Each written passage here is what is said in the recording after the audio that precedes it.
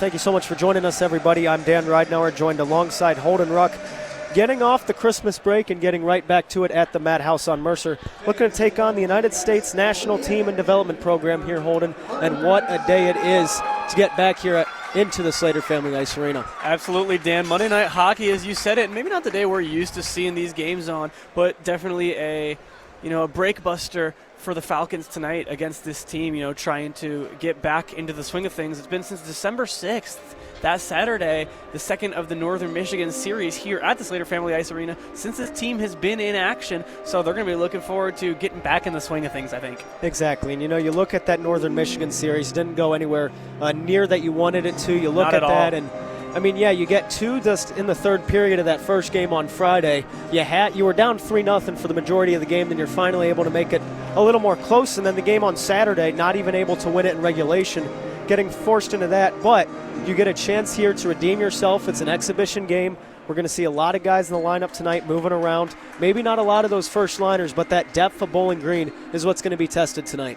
Yeah, I think a game like tonight, you're really looking to exercise some of the demons from that last series to carry some momentum into, a tougher upcoming slate here. But you look at that Northern Michigan Wildcats team. That's a team that only has the one win on the year, and you're that one for the Wildcats team. If you're Bowling Green, can't feel great, and I think they're going to come out of the tunnel tonight really fired up to get back at it and, prove that was an outlier and not the identity of this team. Exactly. And, Coach Williams talking about it. It was poor execution. It was poor compete. Two things that he, noted that series just very a lot of, really wanted to show and just was pinpointing the mistakes and everything that was made in that. And then also, too, you're going to get Ohio State going into 2026 with the home and home. You're going to go down to Columbus, and then you're going to come back here and try to get the home fans. And, looking at that weekend, if you're able to get on top of Ohio State and then take that as you go into CCHA with Ferris State at the Madhouse on Mercer, that's going to be a huge opportunity to take advantage of. Absolutely. If you look at it in a simple framework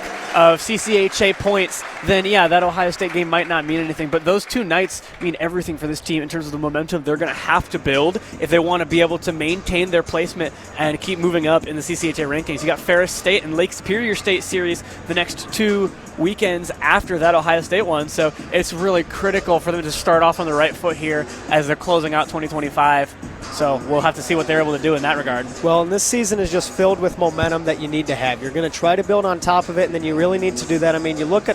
You look at the way Bowling Green's been playing at home. They're 2-1-1 so far, and looking at the games too that BG has played and that the development team has played.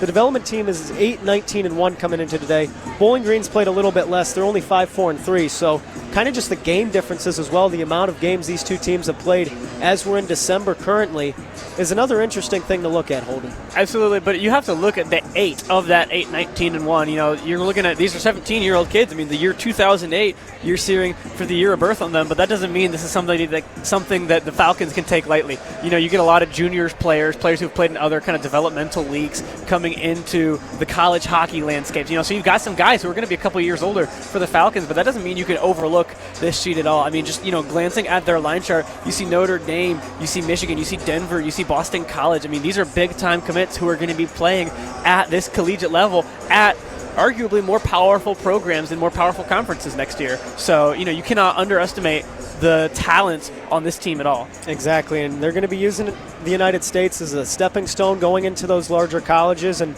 Bowling Green, though, a great opportunity to just cement their mark and set the tone for what it means to wear the orange and brown out on that ice. Absolutely. Like you said, they've been off since that Northern Michigan series, and that's certainly one they'd like to wash the taste out of their mouth of. Even though they took the overtime win in the second of those 2 games, I really expect the Falcons to come out aggressive early here in this one today. Well, and we'll be looking forward to that as we get set and start to roll along. We're going to have some time before the puck drop, around 9 minutes to go before that. Nonetheless, we're going to be right back here. You are listening to Bowling Green Falcon Hockey on WBGU 88.1 FM.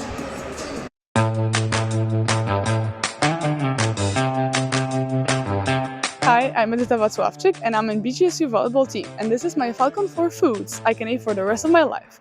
First one is pasta, every kind of pasta. I just love pasta and I wish I was born in Italy. Second one is crepes because I feel like it's a typical dish in Poland, especially sweet crepes. And then cherries, just because they're juicy and really good. And last one is burritos because I like Mexican food a lot. Thank you.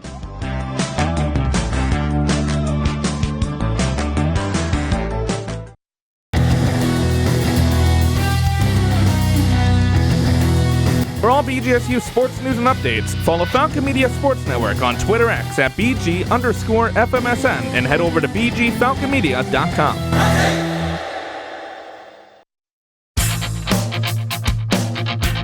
The Bowling Green hockey team takes on the Ohio State Buckeyes in their first game of a weekend series on Friday, January 2nd at the Schonstein Center in Columbus. Falcon Media Sports Network's Ben Korak and Nathan Burkett will have the live call on WBGU 88.1 FM with pregame starting at 6:15 and puck drop at 6:30 p.m. on WBGU 88.1 FM.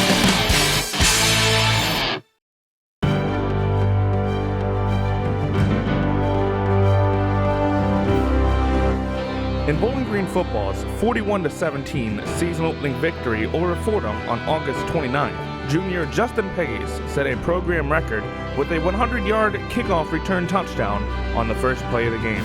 Falcon Media Sports Network's Reese Patricus had the call on Falcon Radio. Go back up and field it on the goal line. Trying to take to the right, got some blocks, got a hole. Peg was down the far sideline, and he's got space in front of him. 10, 5, touchdown BG brings back the opening kickoff. What a way to start the season. This has been a Falcon Media Sports Network featured call.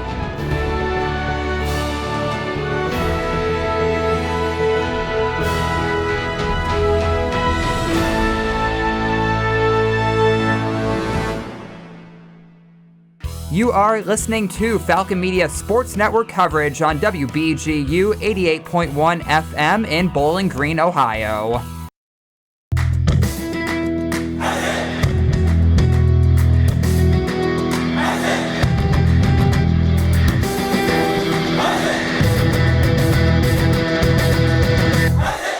Falcon Media Sports Network produces more feature stories about BGSU athletics than any other media outlet. Make sure to head over to BGFalconMedia.com and follow Falcon Media Sports Network at BG_FMSN on Twitter/X and BG Falcon Media on Instagram and Facebook to stay up to date with all of our content.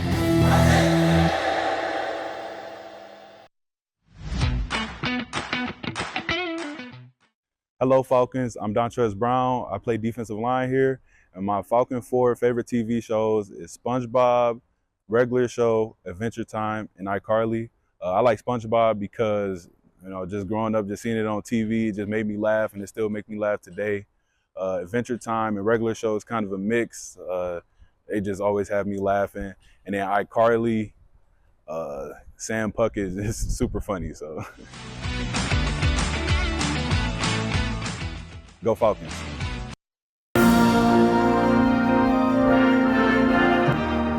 Bowling Green State University adopted the Falcon nickname for athletics, symbolizing speed and courage on October 28, 1927. This has been History in Falcon Athletics.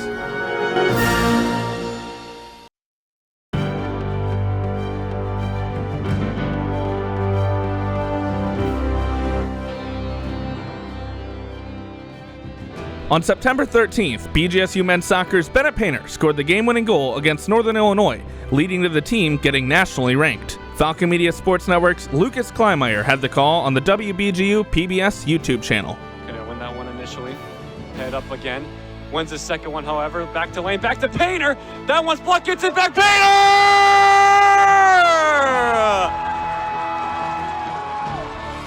Bennett Painter paints another masterclass at Cochran Stadium. This has been a Falcon Media Sports Network featured call.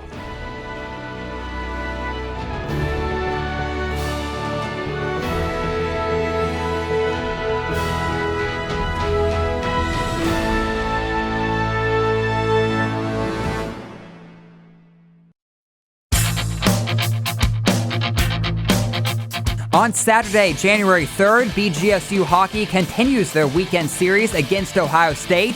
The Falcons will host the Buckeyes at the Slater Family Ice Arena with puck drop set for 6:07 p.m. Falcon Media Sports Network's Ben Korak and Nathan Burkett will be on the call, with pregame beginning at 5:45 on WBGU 88.1 FM, the home of Falcon hockey.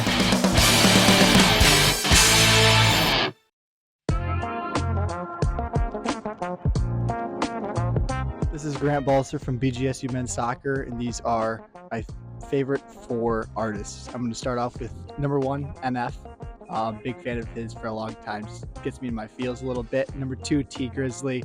Great go-to game day artist. Number 3, Young Boy, Never Broke Again.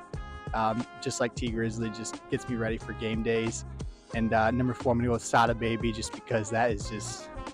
That gets you all over the place. Yeah.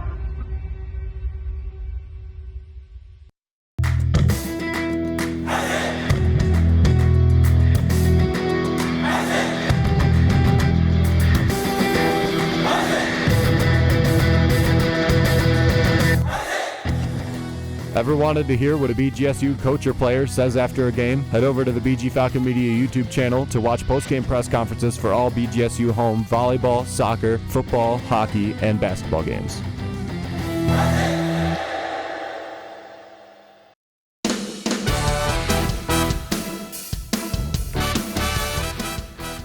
The BGSU men's basketball team is set to battle the Akron Zips on Friday, January 9th at the Stroh Center. Falcon Media Sports Network's Tyler Kavalitz and Artie Abrego will have the call from the Stroh, with pregame at 7:45 and tip-off at 8 p.m. on Falcon Radio.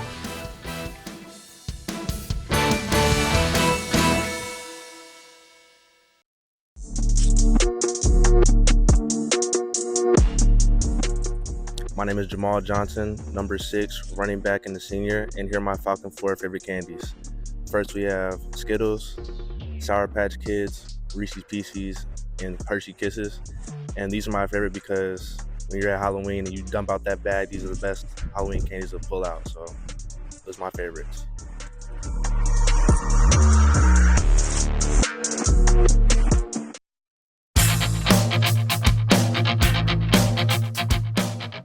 On Saturday, January 10th, the Falcon hockey team continues their weekend series in Big Rapids, Michigan to take on the Ferris State Bulldogs. Saturday's puck drop is set for 6:07 p.m. Falcon Media Sports Network's Ben Korak will have live play-by-play coverage on WBGU 88.1 FM, the home of Falcon hockey.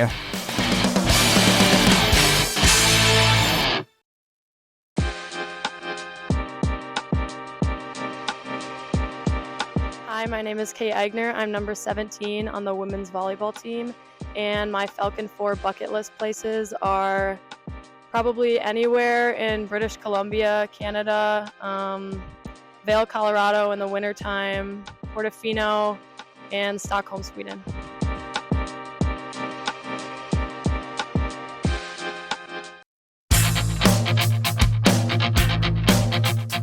Falcon Media Sports Network now has a pregame and postgame show, along with intermission reports for every BGSU hockey broadcast, starting 25 minutes before each game. Make sure to tune in to hear insights and knowledge from Falcon Media Sports Network analysts. You can listen to every broadcast on WBGU 88.1 FM, your home for Falcon hockey. Also streaming on bgfalconmedia.com.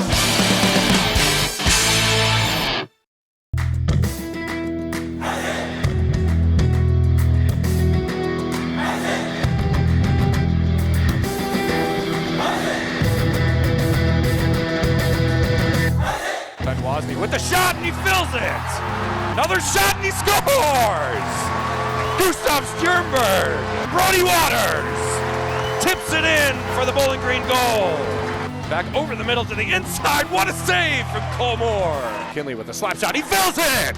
Brooke McKinley from the point, puts it in. Brody Waters hat-trick!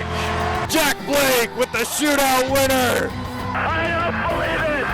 The champagne is pouring in Bowling Green! And welcome everybody to the Madhouse on Mercer, an exhibition contest here between the Bowling Green State University Falcons and the United States Development Team. Puck drop, one right back to Morneau, and then we'll go over to Norris at the defense. Right all into the zone. Quinn Emerson going to be heavy on the rush as it goes right into the corner. United States going to look for a bit of a rush. We'll have our first whistle of a game. Looks like going in there, Holden just trying to get a rush going. Victor Plant is going to tend to target on the pass, but it'll go out of play. Yeah, out of play, but trying to get started early, kind of something we expected to see going into this one tonight, Dan. Well, and here it goes. Morneau to win, look for it.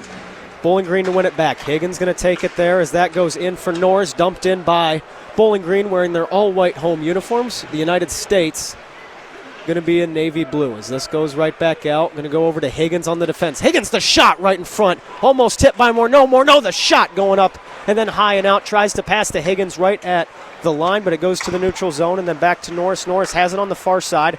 Off the stick of Raimon and then in and then over to Waters. Waters looking for the shot. Going to be on net, but that's going to be a save made as that one going in. Niedermeyer able to dump the puck in, then over to Duran. Duran in the corner. He's got 2 on him as that goes all the way over to the far corner, and then will be chased right and back as that one's going out. Jamie Glantz tried to get it for the United States, and now Plant going to have it on a 2-on-3 as Brody Waters was in there to stop the pass from going anywhere as the United States will take it, trying to get through another as that will go right back and out. Niedermeyer, though, going to win the puck back for Bowling Green, and then the breakout pass to Waters into the offensive zone for Bowling Green. That's going to trickle down, and then will be won right back by Luke Schreier. I'll tell you there, Boyker had one of the first chances for the USA team on offense, but nothing doing. Relentless from the Falcons. And Gustav Sternberg going to be back here. He'll hold on to the puck, taking it and going through. Minville trying to clear that one out. Sternberg going to get a little bit up, trying to pinch on that one as that gets broken up a bit and then kept right in. The United States looking for somewhere to move the puck along as Mathaler's going to have it just around the mid zone almost as that one goes right back and out. Bowling Green to clear it. Going on to the far side as this one's going in. A quick rush, though, going Brett Foe going to try to get in there, and so is Minville.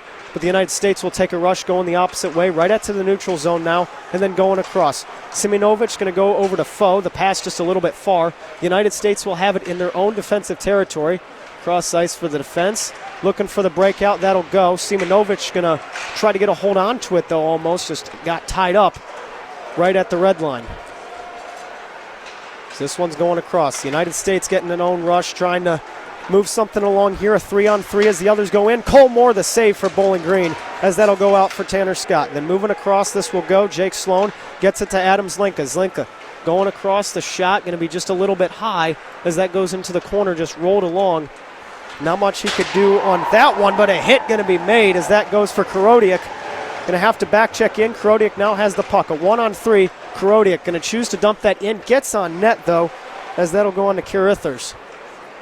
Another nice save from Cole Moore in between there. Good job by him to start this one. Well, in his first appearance since the Minnesota State weekend. As we'll see him again here. 17:05 left in the first period. Bowling Green got 2 shots on goal. The development team to have 1. This one going right back in front. The United States looking for where their options are. Just going to have to clear that one out.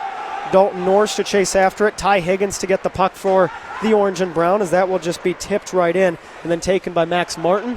As we got another rush going, though, that will take it along for Connor Levis. The United States looking to break it out. Plant going to have the puck, loses it, though, goes over to Morneau. Morneau gets that one back to Norris and then right in, tried to get to Emerson on net. And we're going to have a whistle here as that will be 16:31 left in the first period. United States team doing the job staying pesky on defense, not letting the Falcons line it up, but you can see some persistence from the Falcons here, not only in keeping the puck in the O-zone here, but also the physicality that they're bringing, in particular that hit from Korodiak.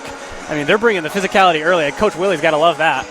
The physicality has not skipped a beat at all for Bowling Green as they get right back into it here for the break. Morneau going to take the draw for the orange and brown. Wyatt Cullen to take the draw for the development team. Niedermeyer, a shot from the point, just got it right out of the gate. What that'll go right into the chest of Carithers as that one goes away. And a real speedster right at the center of the chest there, no exaggeration. Really good job by Carithers to cover that one. Well, we'll be right back where we were, going to be on the far circle as that one's in Bowling Green territory, trying to get a hold of this. Morneau going to be battling right behind, and then this one going out and away again to Breck McKinley on the defense as he'll have it right at the red line. Taking that one in, though, for Ryman. Goes back to McKinley again, drops that back to Ryman. Ryman going to rush that puck in right in front, tried to get a pass, but it's taken away as the United States still keeping it into their zone, and then going to try to get a breakout here going. Not much they can do on that end. Luke Schreier going to get that pass out, though, as that just goes off the stick of Mikey Burchild. As Bowling Green will get the puck going again. McKinley going to try to get the pass out. Not many places for Waters to go. He's still got it as the United States looking for the shot on net, knocked away by Moore. taking it into the corner, going to run 2 Falcons, though, on it. McKinley looks like he gets a stick out. Duran going to be fighting for it. And now Waters as he'll get a hit. Duran to pick up the loose puck out to Niedermeyer. Right behind Moore, he'll get the pass to McKinley. McKinley the clear, and that's going to go to the peanut gallery. And a great job by the Falcons there, just clearing the puck out, playing a lot of one guy covering one guy on the defensive end there, but Duran in particular making a big hit, lodges the puck loose. Really good job defensively. Exactly. Ben Duran getting in there using his 5'11 frame to his advantage. Going to be a very defensive battle so far between these two, as we'll take it away again. Ben Duran to take the draw, the junior, for the orange and brown. That one right back, though, for the United States. Going to be Martinuk, who tries the shot, not quite. Going across, the development team looking for something. Marcinuk, the shot right in front, more screened a bit, but he's able to knock that one away. Now it's behind the red line, trying to get something to go for it. McKinley there for a little bit on support as well, going across, as that will try for Duran. Duran has it behind with Niedermeyer. No defenseman in front of the net, as that one back to Hodson. Hodson going to try to get a rush here. Just has to choose to dump that puck in. Had a 24-on-24 battle as he was getting in with Martinuk. But Brett Foe going to get the pass over, and then the shot in front trying to get, that was Braden Crampton, but just going off the blocker of Carithers. Carithers, great job just getting a glove up there to keep the puck out. Crampton going to try to get a shot as well. Not much he can do for that. Foe right at the blue line. Going to keep that in as he will dump the puck away. Martinuk going to try to get that into the corner. Harsh pass going out to center. Now trying to get past Crampton, but not quite. Foe going to get there for Bowling Green as he gets a little bit of a rush going. Foe to Minville. The pass not going to connect. Martinuk going to take that into the corner for the development team as A.J. Francisco now has it on a rush for the United States, as this one's going right back and in. Simonovic going to try to take that one away. The 2-on-2 battle in Bowling Green's defensive zone. Puck taken back to the neutral zone, and then one away for the United States. Is that one going right in, and just dump that puck in, as this one going out to Minville. Waiting for something to move the puck along. Just not many places he can go, as that will be one right back for the United States. Battling for it here again. Sloan to have the puck, looking for an option. He's got Zlinka, but unable to get there in time. Now you're going to have Lonogram at the point as this one's going across, and then back away again. Puck knocks loose as this going a little more. Trying to get that in is Wyatt Cullen. Cullen had 2 on him, not many places he can go. He'll suit up for Minnesota. He'll be a Gopher. As this one goes down and in, puck waved off as that goes into the corner. Shire going to be after that one, as it looks like he'll go down. Now Krodiak going to get it. He's pinching in heavily. He's going to choose to knock that one across. As this goes in, Jack Blake going to be pinching as well. He's all the way behind the blue line in Bowling Green's offensive end. Loose puck in front. The shot almost, but not quite. That'll be taken right back from Wynot. And the Falcons are doing a good job of having their players, including their defensive line, pushed up into that offensive zone to keep the pressure on the United States team. Krodiak pass intercepted by Cullen. A good block, though, for Crampton. Krodiak going to try to get that one out as he'll go to Zlinka. The United States will take it back. Going to go cross ice, waiting for their options as that one's right back and then intercepted by Martin. Martin, the shot almost wide to the left as that will go past to Wynot. Now the United States gets a rush going. They have a 1-on-2, make that a 2-on-2. As this goes in, the pass in front, not quite. As the intended target in Boyker just standing right in front of Moore. Puck goes through his stick. But, a great opportunity there by the U18s. That's the first time, really, they've had 2 skaters advancing without being significantly outnumbered in front of the Falcons' goal, challenging Cole Moore there. I know they were unable to corral it in front of Moore, but you do have to give them credit there. A good job pushing, taking advantage of the Falcon mistake and, trying to capitalize on an opportunity there. Yep, and the back check there getting on the rush as this will go right back. Higgins, though, going to be on the rush. He's only got 2 in front of him. Trying to get that one back, but goes to the neutral zone as he'll lose the puck. The United States going to have that now in their own zone. Waiting for it is Abe Barnett. Gets the pass across ice, going to Boyker as this goes into the corner. Emerson and Higgins going to be there as that will be cleared out by Higgins. Now the United States going to try to get this one in.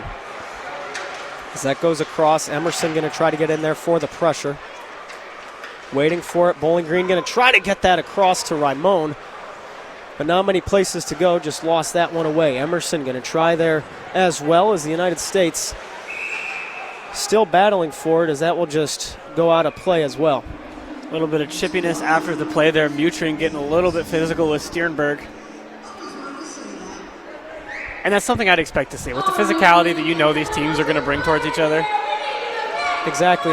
Sternberg battling injury. Good to see him back here. And even if he's on limited minutes, Holden, to see him back in the lineup, has to be a positive. Yeah, definitely important for a guy who has not been able to play consistently all year. And one back to Sternberg, dumped in by Crampton as he gets the pass across. Ramon going to be trying to take that one in, but it'll be won by Sammy Nelson of the United States as they try to get a breakout. But Sternberg, the puck to Emerson. The one-timer attempted, but he couldn't quite get it. As this one's won for Ryman as he takes that across and then in.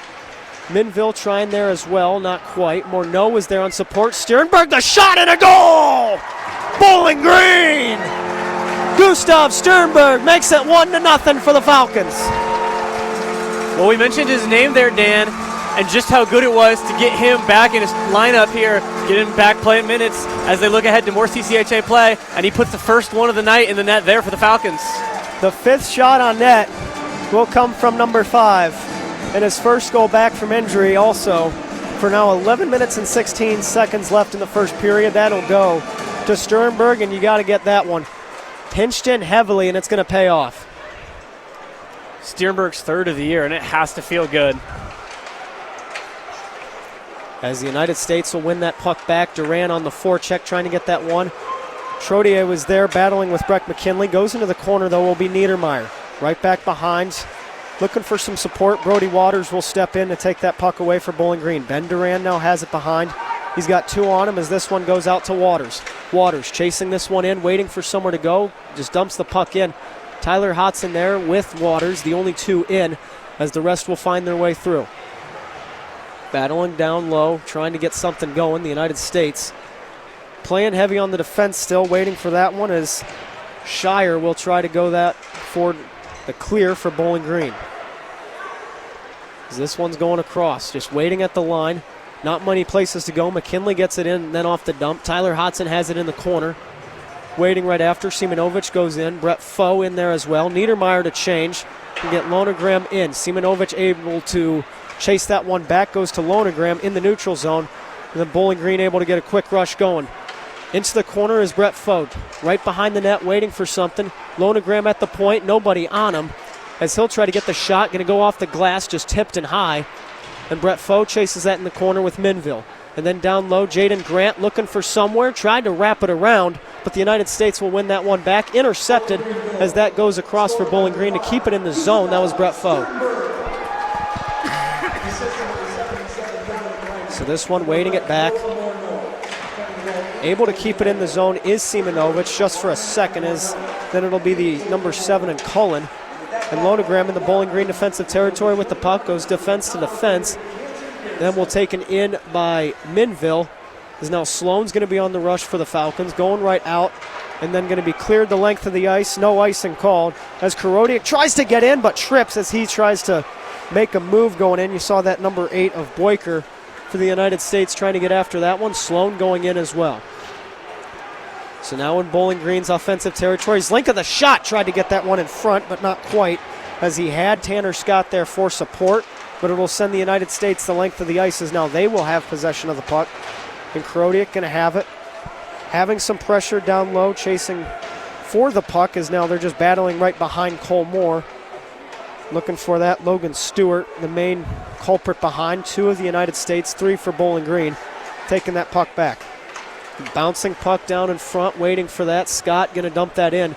Everybody will change for Bowling Green, is going to force the United States down low. Francisco looking for the pass and out, and then just taken away from Foe as he was almost there. But then in front, just an attempt. Looking for that opportunity of just planting a man in front, hoping it works, as Higgins will take it the length of the ice. He's got it down low in front.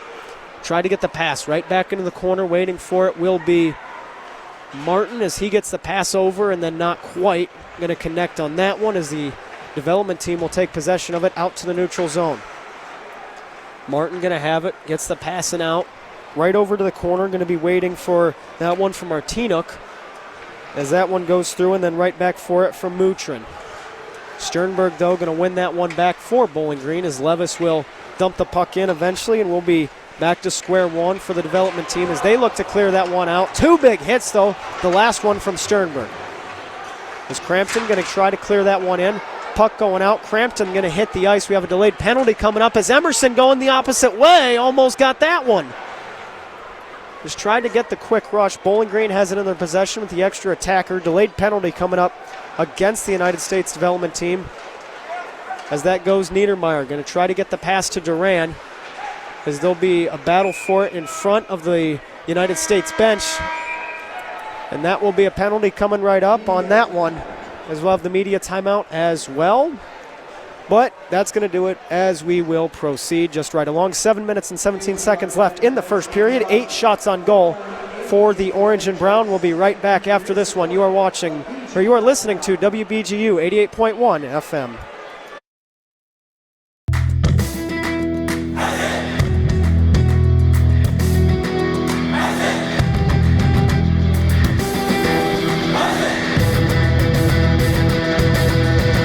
Falcon Media Sports Network produces weekly short-form and long-form social media pieces for in-season sports all year long. Make sure to check out at BG_FMSN on Twitter/X and at BG Falcon Media on Instagram and Facebook to view the content.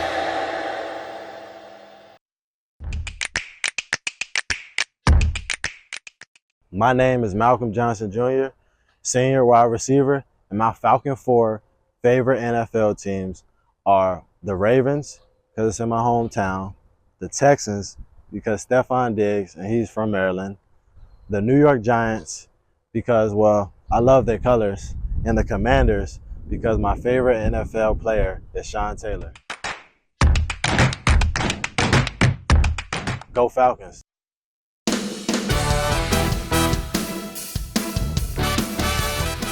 The Bowling Green men's basketball team plays in their first game of 2026 on the road up in Amherst, Massachusetts to take on the UMass Minutemen on Saturday, January 3rd with tip-off set for 2 p.m.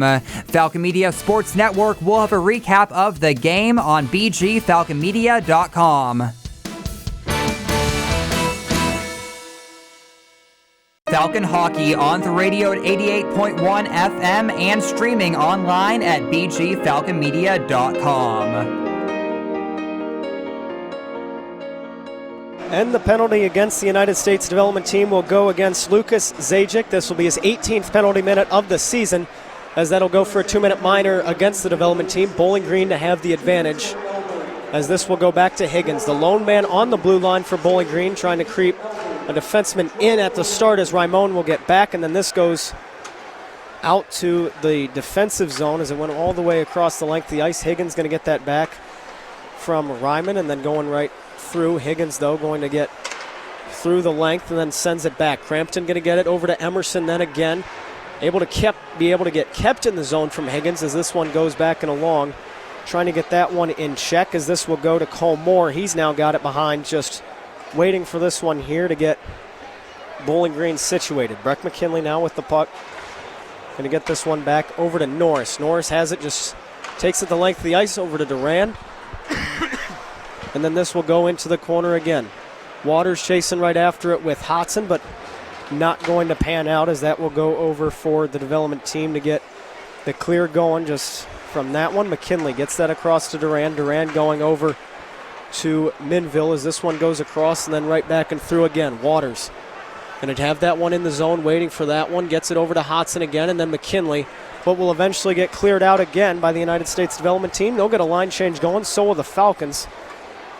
United States team doing a real good job here, just not giving the Falcons any easy looks, not overcommitting defensively at all. Really good stuff here.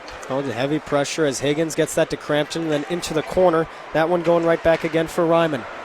Not many places to go as now the development team will try to get it clear. Higgins to intercept that, though, in the neutral zone. Gets the pass across to Emerson. Emerson waiting for some options up ahead to get that one going. Higgins able to keep into the zone with the battle up high on the point, as he'll have to chase after that clear again. Going all the way down to Cole Moore. Once again, now behind Higgins. Looking for a rush going as the penalty will be killed for the development team, but a quick stretch pass out to Minville. Minville waiting for it, trying to get into the zone. He gets there, gets it over to Foe in front, then goes to Sternberg in front, right back for it again. Foe, loose puck in front, almost shot by Emerson, just wide to the left. Sternberg, the shot with the screen, tried to get a second of the day, not quite. As the United States will get a breakout going their own way, taken back from Minville as he'll get it over to Niedermeyer and then right back to Grant in front. Loose puck, and that one's a goal for Bowling Green. How about that? A loose puck goes to the corner, and Bowling Green will make it 2-0. And Dan, you could kind of see a couple of skaters for both sides look like lose track of it for a minute. It looks like Jaden Grant able to corral it and catch the United States goalie Carithers just a little bit out of position, opening in the goal behind him, and that puts the second one on the board for the Falcons. A great job by Grant there. Now that'll be his 6th goal of the season. Jaden Grant to find the back of the net, as both teams have responded with pressure so far today, but that'll be the second one for Bowling Green. All started with a screened shot from Sternberg. And then goes back again. Sloan and Zlinka there to battle for it. Goes back out to Lonergram for the Bowling Green defense. As the United States will be chasing right after it. Into the neutral zone, Lonergram able to dump the puck in. Going to force the breakout once more to happen for the development team, as they'll be chasing right back and through this one again. And then going right out. Scott going to have the puck on the rush. Able to dump that one in as it goes right and then wrapped around. Taking it through to the corner. Lonergram going to be there as well. Trying to get something in as Simonovic will have it into the Bowling Green defensive territory as he was able to get it going. As this one goes out to Scott and then one right back again, though. The development team able to intercept that one and then going across. Cullen on a bit of a stretch as that will be shot by Parker Trochet, as it was just him and then Cullen going into the zone. Raised to the ceiling might be a little more on target than shot there, but yeah. Well, and still gets it right back and looking for the rush here as the development team not quite able to get much offense as they would have hoped for. 3 shots on goal so far today. No, and they've had a couple of passes go right in front of Cole Moore and the goal there, but they just have not been able to connect on the receiving end of those passes at all today. And Karodiak gives the puck up, almost had it from Nelson, but not quite. As now Karodiak will get behind with Nelson, takes it away for Wynot as he's going into the zone, going to get knocked in the neutral zone off the check as this goes, and we'll be right back, and then goes to Martin. As now the shot by Martin going to get on net, but going to just result in a clear for the development team, as this will be an icing up ahead. Karodiak to get there before Nelson, and we're going to send it to the length of the ice. And you know, I almost spoke it into existence there, Dan. A pass to Nelson in front of the Falcon net, had a chance there, but Nelson just unable to slow it down, handle it, take a shot. He just goes flying past the Falcon goal there. Falcons doing a really, really good job of putting pressure on the U.S. team to make mistakes in those brief windows that they have to try to put a shot on goal. Well, Nelson, the Wiz Wyatt Player of the Year, looking to get his 8th goal of the season, just almost in front, as this will be Morneau to take it for Bowling Green. Wins that one right back to Higgins. Then Norris, his shot will be blocked and then taken in the neutral zone. Back to Norris and then Higgins again. Norris to have it. Gets the pass across, waiting for Quinn Emerson. As he'll go to Noah Morneau. Morneau to wait. Tries it. Loose puck in front. Not quite. Another one. No! Emerson with a close opportunity there to try to get it just barely past Luke Carithers, but not quite going to pan out on that one with 2:57 left in the first period. And Carithers under duress, showing a lot of poise there, not overreaching, not giving up any extra gap. Emerson with a strong attempt on the goal there, but Carithers holds it down defensively for him. A short and simple shot, tried to chase his own rebound, but Carithers will win the battle on that one.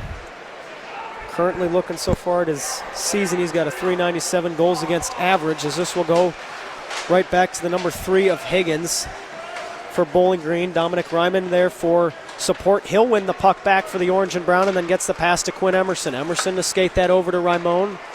Ryman gets the pass in front, tries the shot, but not quite, going a little bit to the right. Sternberg going to get the shot in front, as that will be just the United States to get in the way of that, and they'll take the puck going the opposite length to get a rush here as Moore wins that one back. Goes out to Sternberg. Ben Duran going to try the rush to Brody Waters. Waters now drops the puck back over to Martin, takes it to the corner.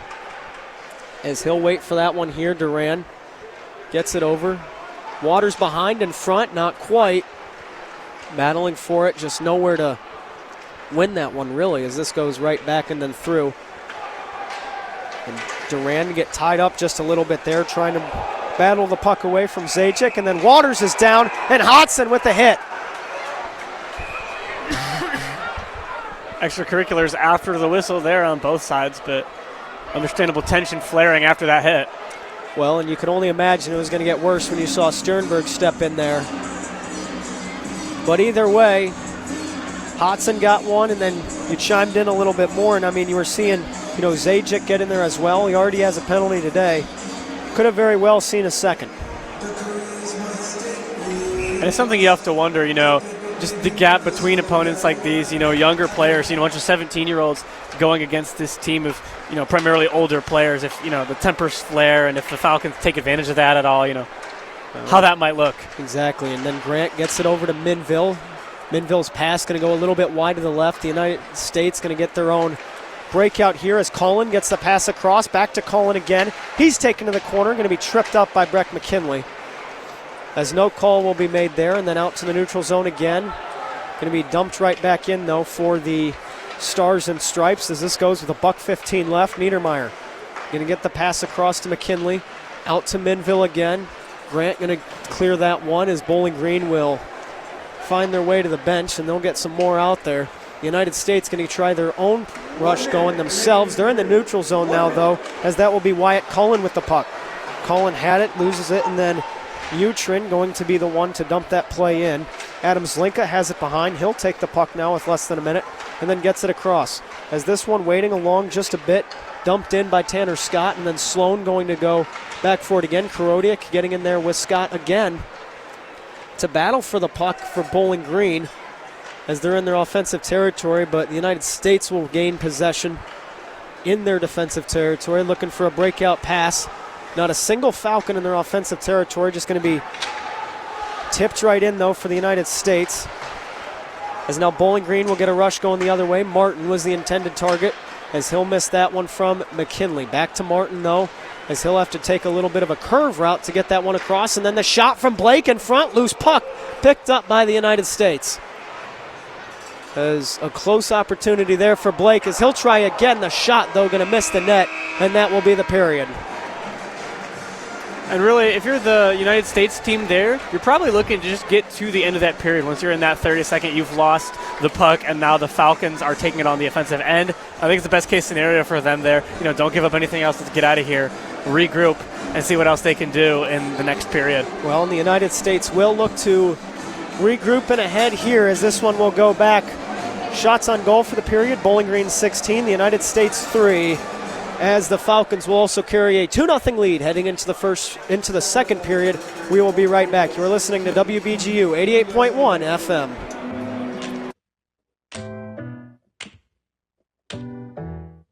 Hi, I'm Lauren Hovey on the BGSU volleyball team, and these are my Falcon 4 off-day activities. My first one would be spend time with family and friends if they're in town, because I love them.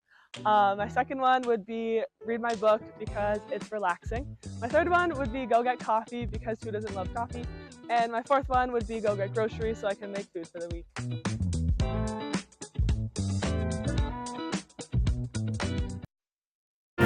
Former MAC Defensive Player of the Year, Lindsey Austin, set the BGSU women's basketball program record with 10 steals against Miami of Ohio on February 3rd, 2004. This has been History Falcon Athletic.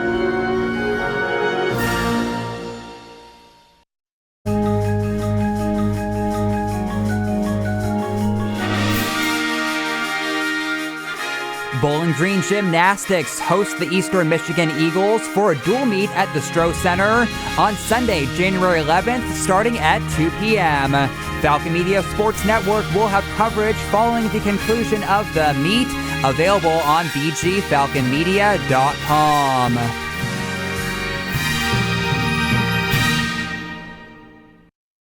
Substance use disorder and addiction is so isolating. And so as a Black woman in recovery, hope must be loud. It grows louder when you ask for help and you're vulnerable. It is the thread that lets you know that no matter what happens, you will be okay. When we learn the power of hope, recovery is possible. Find out how at startwithhope.com. Brought to you by the National Council for Mental Wellbeing, Shatterproof, and the Ad Council.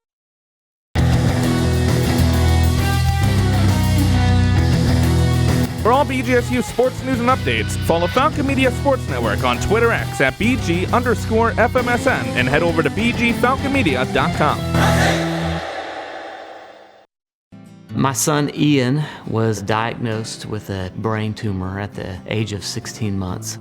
We had no hope until St. Jude rescued us. He's alive because of what St. Jude has done. He's here because of the doctors who came before, their blood, their sweat, their tears, the knowledge accumulated and shared, with everyone else around the world. This is how we help kids beat cancer all over. Finding cures, saving children. Learn more at stjude.org.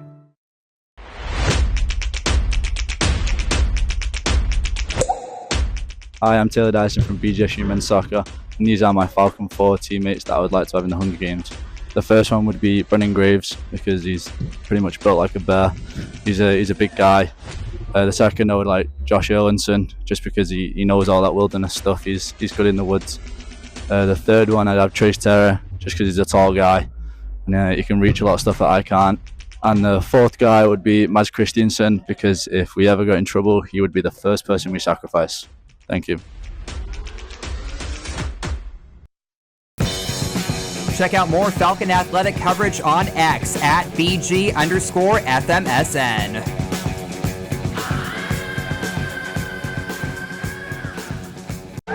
And welcome everybody back to the Madhouse on Mercer here. I'm Dan Rodnauer, joined alongside Holden Ruck for the first intermission report here, brought to you by Rick Crow, a longtime BGSU hockey fan and listener of Falcon Hockey on WBGU 88.1 FM. So there you have it, Holden. A third of the way done here for this Monday night. Bowling Green with the 2-0 lead so far after one. Yeah, and it's honestly been all Bowling Green. We know this is going to be a competitive one still. This United States U18 team is playing this game for a reason. They believe that they can challenge the Falcons and that the Falcons can challenge them. But you look at the shots on goal right now. Bowling Green with 16, only 3 for the United States team. Definitely something that I think they would like to improve upon going into the second period. Well, and you look at the defensive side, though, of the development team. They've had those opportunities there, and they're getting that first stop, but Bowling Green with the rebounds, it's just been that day for the Falcons, and that's what's really, setting them apart is getting those rebounds, taking advantage of them, not getting the immediate goal. Both Sternberg and Grant's goals were off rebounds. Grant's right in front, Sternberg a little bit more at the point. He pinched in to get that one, which all good offensive defensemen do. But when you look at the block shots for the development team, too, they got 3 to Bowling Green's 1, so they're leading in that end. But beyond that, it's been all Bowling Green, especially on the offense-wise, winning 9 face-offs to the development team's 5. You look at it, it's just Bowling Green. They're starting the offensive pressure, and they're taking advantage of it. They absolutely are, and if you want to look at that block shot stat too, I feel like that one can be kind of misleading. When you look at a team that's only taken 3 shots on goal compared to 5 shots total, you're not going to have as many opportunities if you're the Falcons to even block those shots. But I really do think it is a credit to the persistence of the Falcons. They're just being more aggressive right now on the offensive and defensive end. When a puck isn't immediately going into the goal, the Falcons are getting on it, and I think on both ends of the ice, that's been the difference today. Exactly. You're seeing, Gustav Sternberg coming back in. He's taken advantage of the opportunity. You're also seeing a lot of newer guys.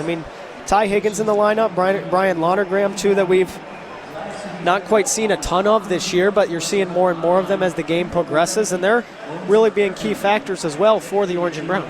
Yeah, valuable minutes for guys who may not be in the heaviest use in a regular rotation this season.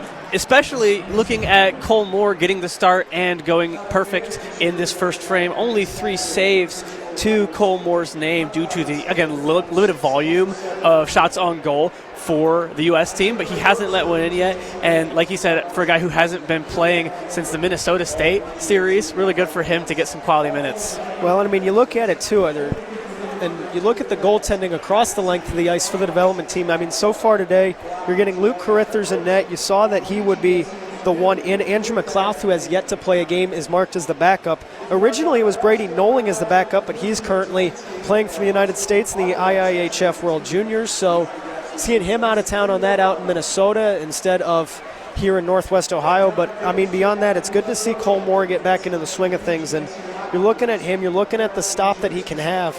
I mean, you thought maybe he was on a little bit of a decline after that Minnesota State series, but so far he has shown nothing but redemption and is doing well so far tonight. Yeah, doing well so far tonight, and I also think it's important to emphasize, the sublime play, genuinely, of Jacob Steinman throughout the season so far has been a large part of the reason why we haven't seen that time from Cole Moore. Steinman, a scratch for tonight's action, probably a wise decision there from Coach Willie, just saving him for a tough slate ahead, including the non-conference against Ohio State. But yeah, the way I look at it, it's great minutes for Cole Moore, great opportunity for him to not only build some confidence in himself, whether or not that has waned for him, but just get back in the swing of game experience should he need to be called on down the stretch of the season.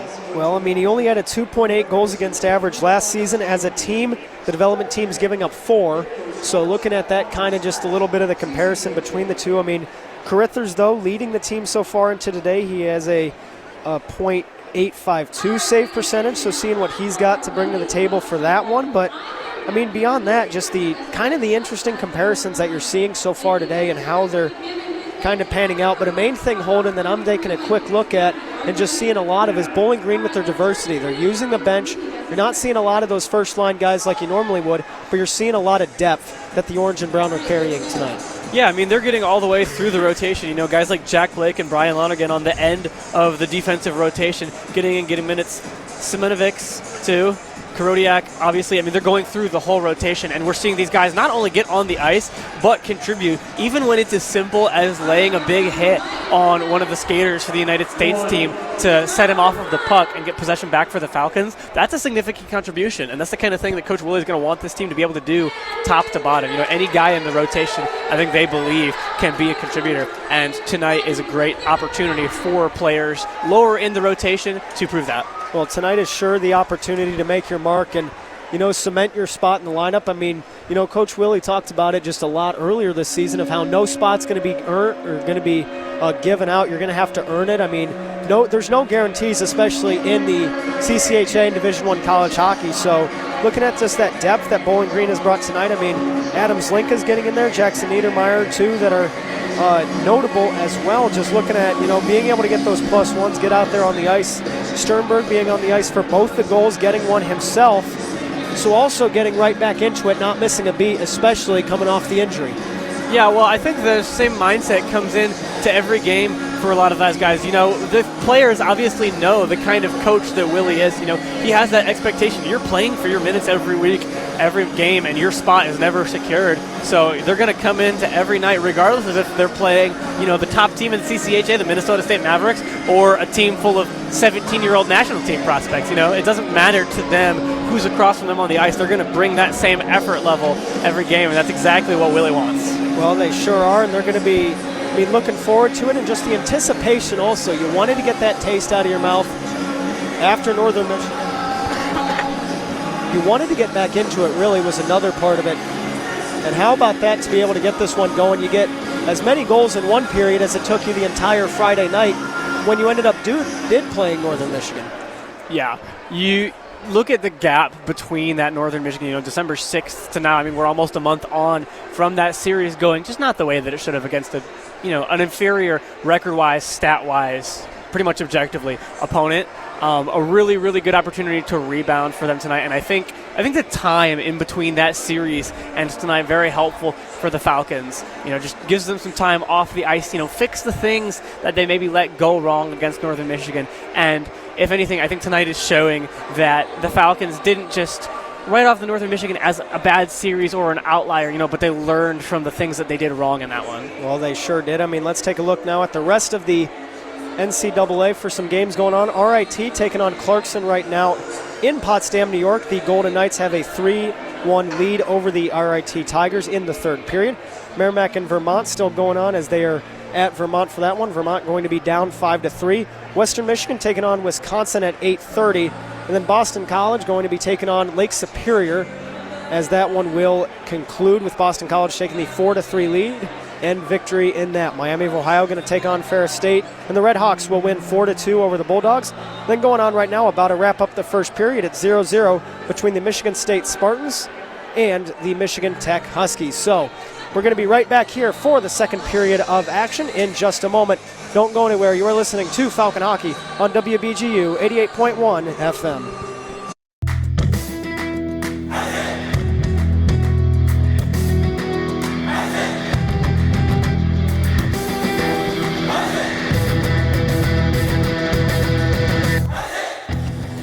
Ever wanted to hear what a BGSU coach or player says after a game? Head over to the BG Falcon Media YouTube channel to watch post-game press conferences for all BGSU home volleyball, soccer, football, hockey, and basketball games.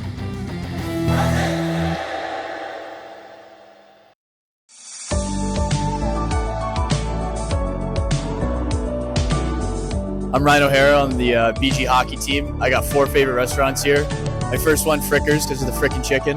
My second one, Kermit's, because it's great breakfast food. My third one, The Row. It's great. It stays open late and has great food. And my fourth one is Juniper. It's great to go in the afternoon, and they have a really good name, that too.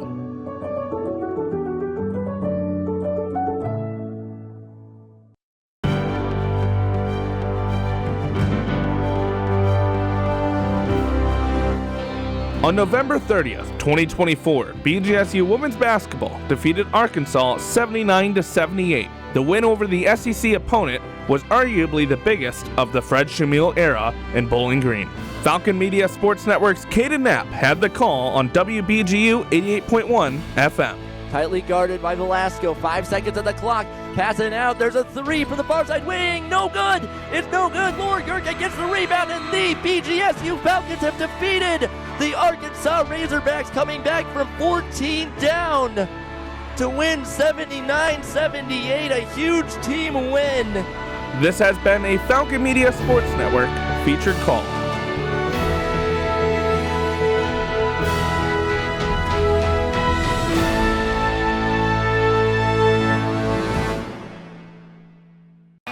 Whether the Falcons are at the Slater Family Ice Arena or out on the road, the Falcon Media Sports Network is covering them all season long. And welcome everybody to the Slater Family Ice Arena as we proceed to the second period as Bowling Green with a 2-0 lead over the United States National Development Team Program. Thank you so much for joining us, everybody. I'm Dan Ridenour, joined alongside Holden Ruck, and here we go, Holden. Just wrapped up discussion on the first period. A lot more to play for here for the Orange and Brown. Yeah, a lot more to play for the Orange and Brown and for the United States team too. You know, it's been pretty one-sided, especially offensively in this first period, and I think it'll be interesting to watch and see how it unfolds in the second one, see if the United States team goes out of their way to get more shots up, because frankly, volume of shots feels like it's been the biggest statistical difference between the two teams in this one. It really has. I mean, you look at the rosters, you look at just not only the size, but also the age is a big factor as well. I mean, a lot of BGSU players going to, whether that's juniors or now you get, that eligibility that you didn't have in previous years. You get that last season, so seeing a little bit more of that. And, you're getting a guy like, for example, even though he's out of the lineup, Jacob Steinman, born in 2004, but he's marked as a freshman. So you're seeing guys like that. The development team, though, is just 2008 all across the board, so really has that youthfulness to him. But either way, Holden, it's going to be interesting to see how Bowling Green is going to continue to utilize the depth, utilize the lineup here tonight. Yeah, and I mean, to your point, Dan, you look at the Bowling Green roster. Brian Lonergan, born in 2005, the youngest player in the team, the only 05 on the team. That's 3 years before anybody on this developmental team was born. So you do have to think that, there's a factor that can play physically, both experience-wise. And, yeah, I'm really interested to see how they continue to compete, because it hasn't been a blowout. It hasn't been purely one-sided. I'm really interested to see how the Falcons continue to put pressure on this team as well. Well, all it takes is one shot for the development team, and then it's just down one, and you got it right back in your own momentum. And, you're looking at Cole Moore. Sometimes it feels like the way to defeat him is you just got to get that first one, and the rest will follow. So we'll see if that can happen here at the Madhouse on Mercer. Yeah, and looking at a goalie that hasn't been playing significant minutes any recent time, for a team that's down 2-0 here, a team that might be, a bit outmatched in some ways, I would like to see them put up more of those shots from distance. That's a lot of how Bowling Green got their shots on target and created second chances. Guys like Quinn Emerson just, sending it in from farther out, and then the rest of the forward line chasing and see what they can do. Puck one back from Morneau to Morris as Bowling Green will get the rush going in. Morneau there trying to take the rush going, but that will go out to Logan Lutner right behind as he'll drop the puck back over to Martinuk as the development team will have it in the neutral zone. Higgins going to dump that puck in and takes it away again. Carithers gets the pass across. Emerson playing heavy on the forecheck as it's a given up. Morneau in front. And how about that? You don't have to wait long. 1934, Nora Morneau. You could really see them just walk down the goalie there. He just had no chance. Carithers just no opportunity really. A 2-on-1 opportunity there. Morneau just able to put it right in the back of the net with relative ease there. I mean, you're not going to see a lot that don't look too difficult. That one looks pretty easy for Morneau. Well, Morneau leads the Falcons. He has 7, make that 8 on the year, and really just the puck given up and then taken right back and in, and talking about that lead that you needed to try to hold on to, and you're going to get it extended. 3-0 for Bowling Green as Hodson will have it into the corner. He's got 2 on him and then gets support from Brody Waters. Ben Duran to win that back as well. Tried to get it to Waters, just goes into the corner off the deflection. McKinley, though, going to dump that in at the point for the Orange and Brown. Tyler Hodson right by the Beckett sign in the corner, going to draw that one back and then up high as this goes out and across from Ben Duran and Breck McKinley, as we'll have an icing call there, and we're going to get it sent now to the south side of the Slater Family Ice Arena. You know, I expected the Falcons to keep on the offensive pressure. I did not expect them to score that quickly. How do you think the mindset changes there, you know, when you're the developmental team now looking at a 3 margin? You know, down 2, that feels more reasonable. Feels like it could start to get out of hand here pretty quickly now. Well, you put both defensemen in the corner and you intercept the puck. It's just bound to happen, and it's what we end up seeing there as this will go back. Gustav Sternberg going to get the shot, as that'll just go right off the pad of Carithers. Sternberg going to choose to pinch in. Goes behind the corner. Minville to take a spot up high. Sternberg gets back as the shot's blocked by Stewart, and he'll get the play going in for the development team as this one's going right back and then in. Boyker going to try to get that one across. Nelson to chase it into the corner for the development team. Sternberg to lay the hit as this one gets right back and across. Down low is Niedermeyer as Foe gets there as well on the support. Brett Foe going to be rushing this play in. He tries to go across, gets it broken up.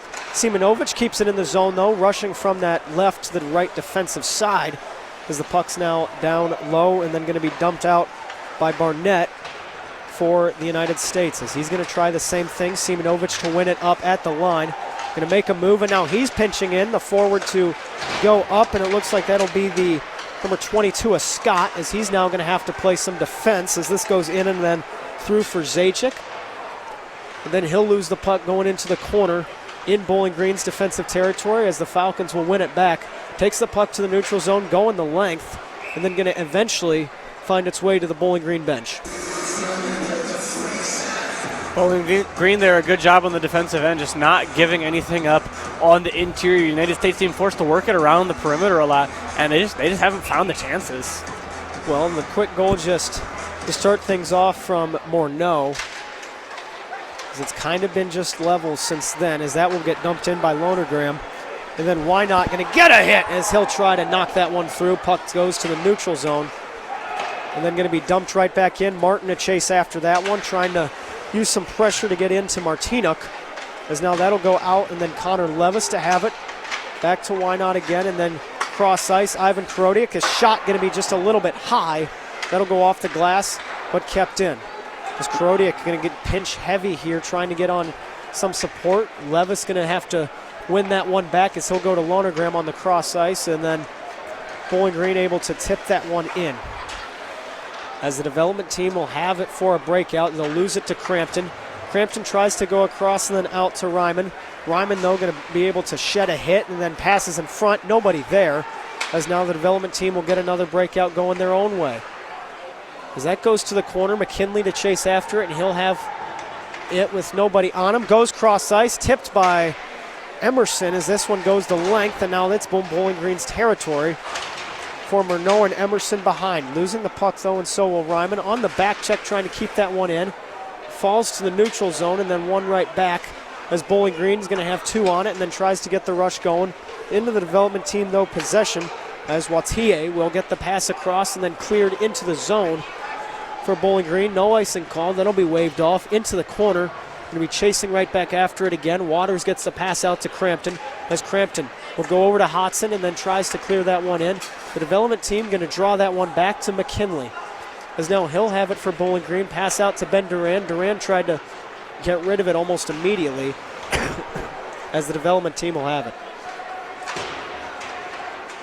So still battling for it. Hodson going to be there for support, but Nelson will win it back for the development team. Goes to the corner and gets a shot on Moore, but he's going to stand up and just stay there.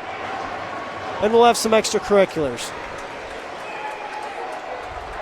It looked like he thought he had it for a minute, but Cole Moore able to keep it out there. A little scuffling between the teams as we've seen, but again, his immediate reaction looked like he put his arm up.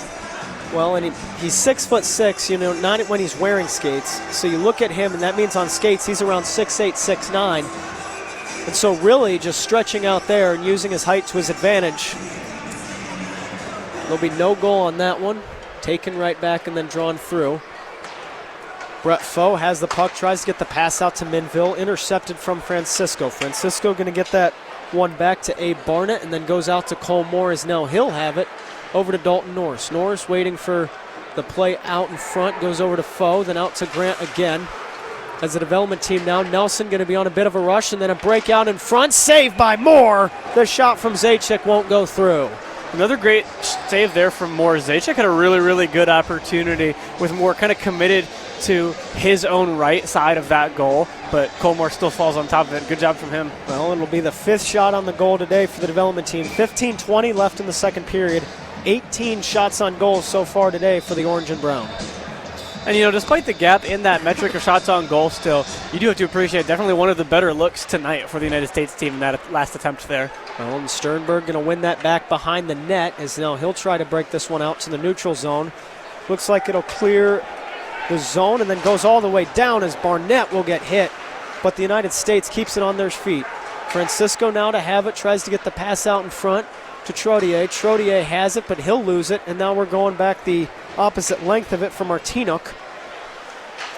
As he gets the pass to the neutral zone, going to be tipped right out and in, but still we'll have an icing call. Looks like Trottier just could not quite hold on to that one.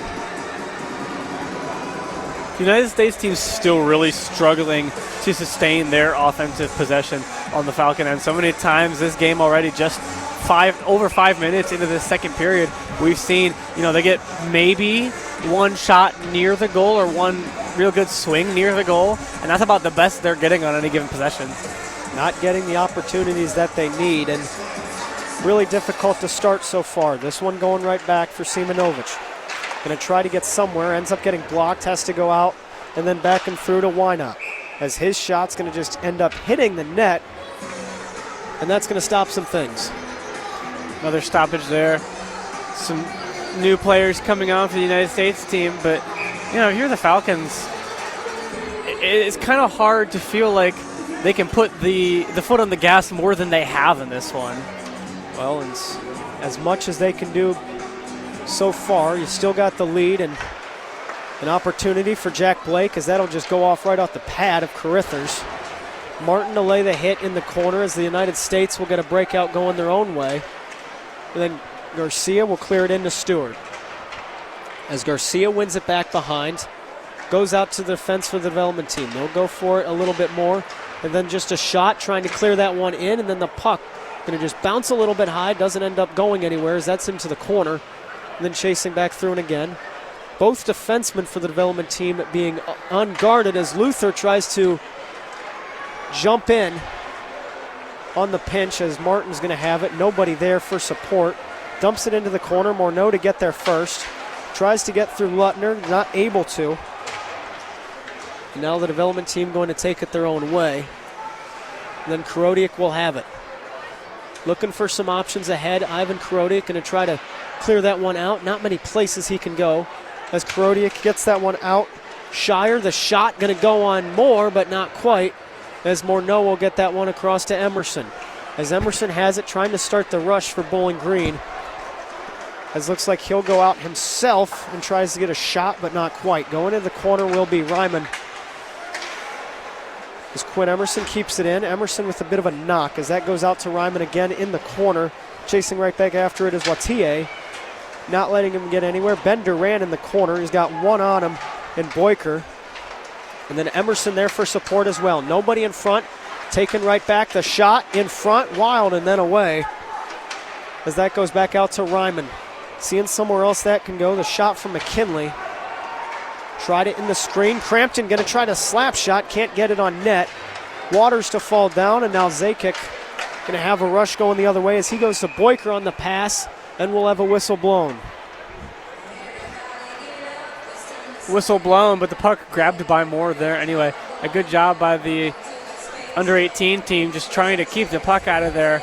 Falcons had a couple opportunities. Ryman a little bit tied up, unable to capitalize right in front of Carithers in the net there, but it feels like the puck has still largely stayed on the defensive side for the National Under-18 team. Well, and he'll be the one to get that one away and through as this goes out to the neutral zone. Then back in the defensive territory for the development team, Mark Tholer. Going to get a pass across, and then now we have a bit of a rush going. The shot going on Moore as right at the point. Jamie Glantz had to get that one away quick, but Brody Waters will take it the other way. And now in Bowling Green's defensive territory, this will go as Nelson now has it. And we have a delayed penalty coming up against, looks like Tyler Hodson on a cross check, as that'll be picked up in the Bowling Green defensive zone by Duran. Looks like we'll have the first penalty today for the Orange and Brown. Pretty easy to see there from Hodson watching the hit. Not surprised by that call at all, and a good chance to get a spark of some kind here if you're the United States team right now. Well, so the call is Tyler Hodson. He will be disciplined on that one for a cross check to get that away, as the crowd doesn't seem too thrilled about it, but that'll be what our case may be. So this one going right back for Hodson. It'll be his 7th minute so far this season, and he'll go to the sin bin on that one. Francisco to win that one back. United States looking for it. Jaden Grant going to be able to break it up on the box. Grant still trying to get past Francisco. He's got a rush. He's got Zlinka in front of the net, but he'll get taken back to the corner, especially on the penalty kill. Can't get too greedy here as Foe will go in. Grant looks like he'll get a line change as Francisco will start the breakout for the United States. They have it to the neutral zone and then have it all the way into offensive territory. Francisco at the point. Passes that one low, gets it right back up high again. Nobody on him. Francisco, the pass to Glantz in the corner. Francisco, the shot, the save made by Cole Moore. Moore stays perfect as he has all game in this one. You know, outmanned for the Falcons, defensively able to still hold up. United States team first, best chance they've had, overmanned on the Falcons, still unable to come away with one. Well, and trying to get a fight going on that one, a little extracurricular play, but this will go back, going to be Nelson versus Levis for the draw.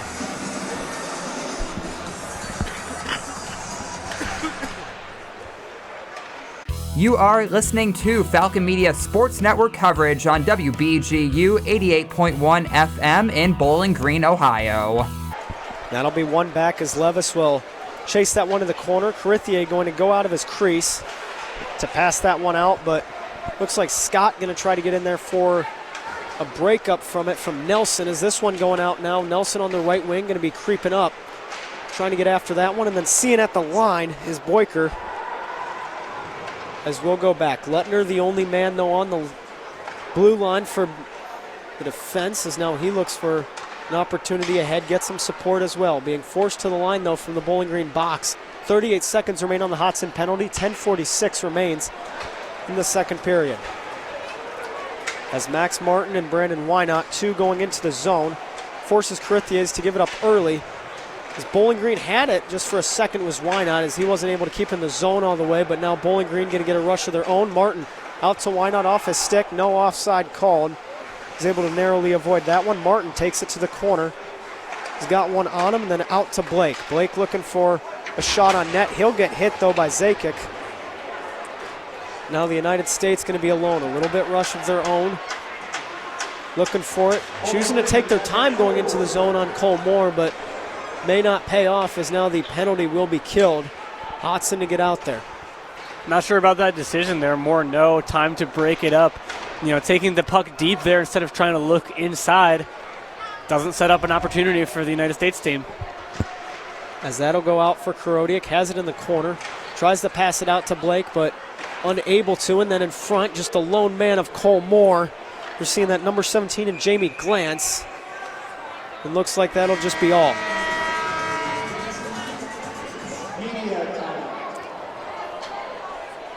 Well, so that's going to be all the time that we have. We got a media timeout coming up, going to be presented by the Juniper Brewing Company, located at 145 South Main Street in downtown Bowling Green, featuring coffee and craft beer, serving breakfast, lunch, and dinner. See the latest menu at juniperbrewing.com, as that will be all we have for the media timeout. We will be right back in just a moment. You are listening to 88.1 WBGU.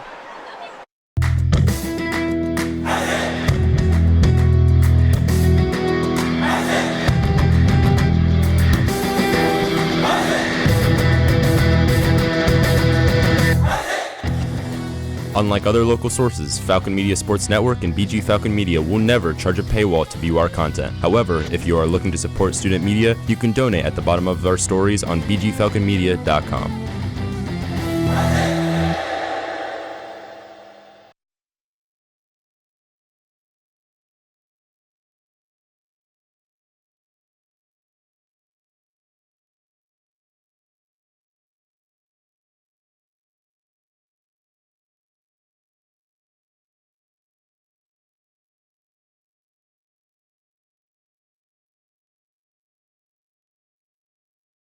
What I know about courage, I learned from my adoptive mom. She said sometimes you just gotta hold on and know we'll get through this.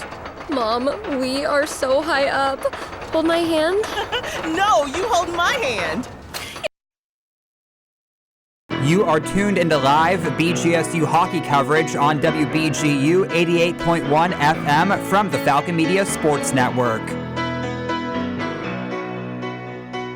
And welcome back, everybody, to the Slater Family Ice Arena here on WBGU 88.1 FM. I'm Dan Radnauer, joined alongside Holden Ruck as we exit the media timeout. Nora Morneau going to be taking the draw against Wyatt Cullen, who is representing the United States. Morneau for Bowling Green, one right back for the Falcons. As looks like they'll try a quick rush going and a breakaway. Here's Emerson and a goal! Bowling Green! How about that, Dan? Quinn Emerson, a fast pass, gets behind the entirety of the United States line, and Emerson just takes it one-on-one with Carruthers there. I mean, you don't get it much easier than that. Well, for his sixth goal of the season, you just got to be quick, especially at this level, and really making it easy. You win the draw back. Sternberg sends it the length of the ice, and then just going to tuck it away as it'll go past Carruthers, and going to make it a 4-0 game with 9:31 left in the second period. And you know what they say, Dan? Speed kills. We saw it right there. Oh, absolutely. Francisco going to win that one back as he'll have it for Bowling Green. Hodson to lay a hit on him, though. Not much to start for the breakout. Francisco going to have it in the neutral zone from his hand, then to take it in, as that'll go from Waters to Niedermeyer. Niedermeyer, though, able to shed him. Man tries to get that over to Waters, then one back for Sternberg. The shot going to be deflected away. Waters going to tip that one in. Hodson as well with the loose puck, but not quite. The United States will take it to the neutral zone. As that flies right out to center. Barnett going to have it as he'll be drawn back into defensive territory. Francisco with the long pass for the United States. They'll be at center. Dumps the puck in. Braden Crampton going to be chasing it away for Bowling Green. So he's got some options up ahead to Brett Foe. Foe tries to get that one out to Minville, and then one back from Nelson, as he'll lose it to Foe, and then also will lose it to Minville as this one's continuing onward. Jaden Grant heavy on the forecheck behind Carruthers in the United States end, as Nelson going to get this one going on the rush. Troche with him, but he'll try to shoot that one, deflect it up, and then he'll head to the net.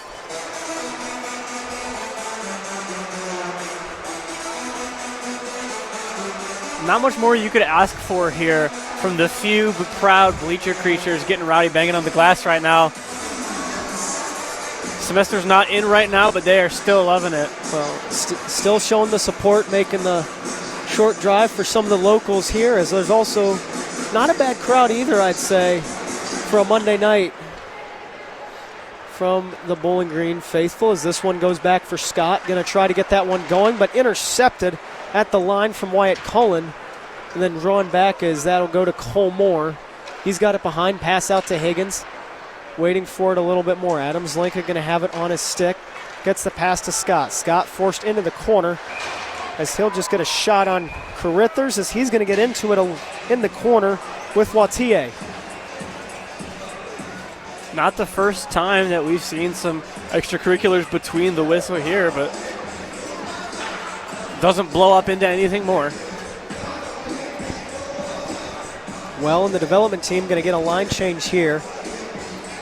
Bowling Green will keep theirs out. I mean, looking at this currently, Holden, 7:50 left.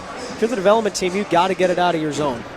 Yeah, absolutely. I mean, they've been reeling on kind of their defensive end for pretty much the entire game.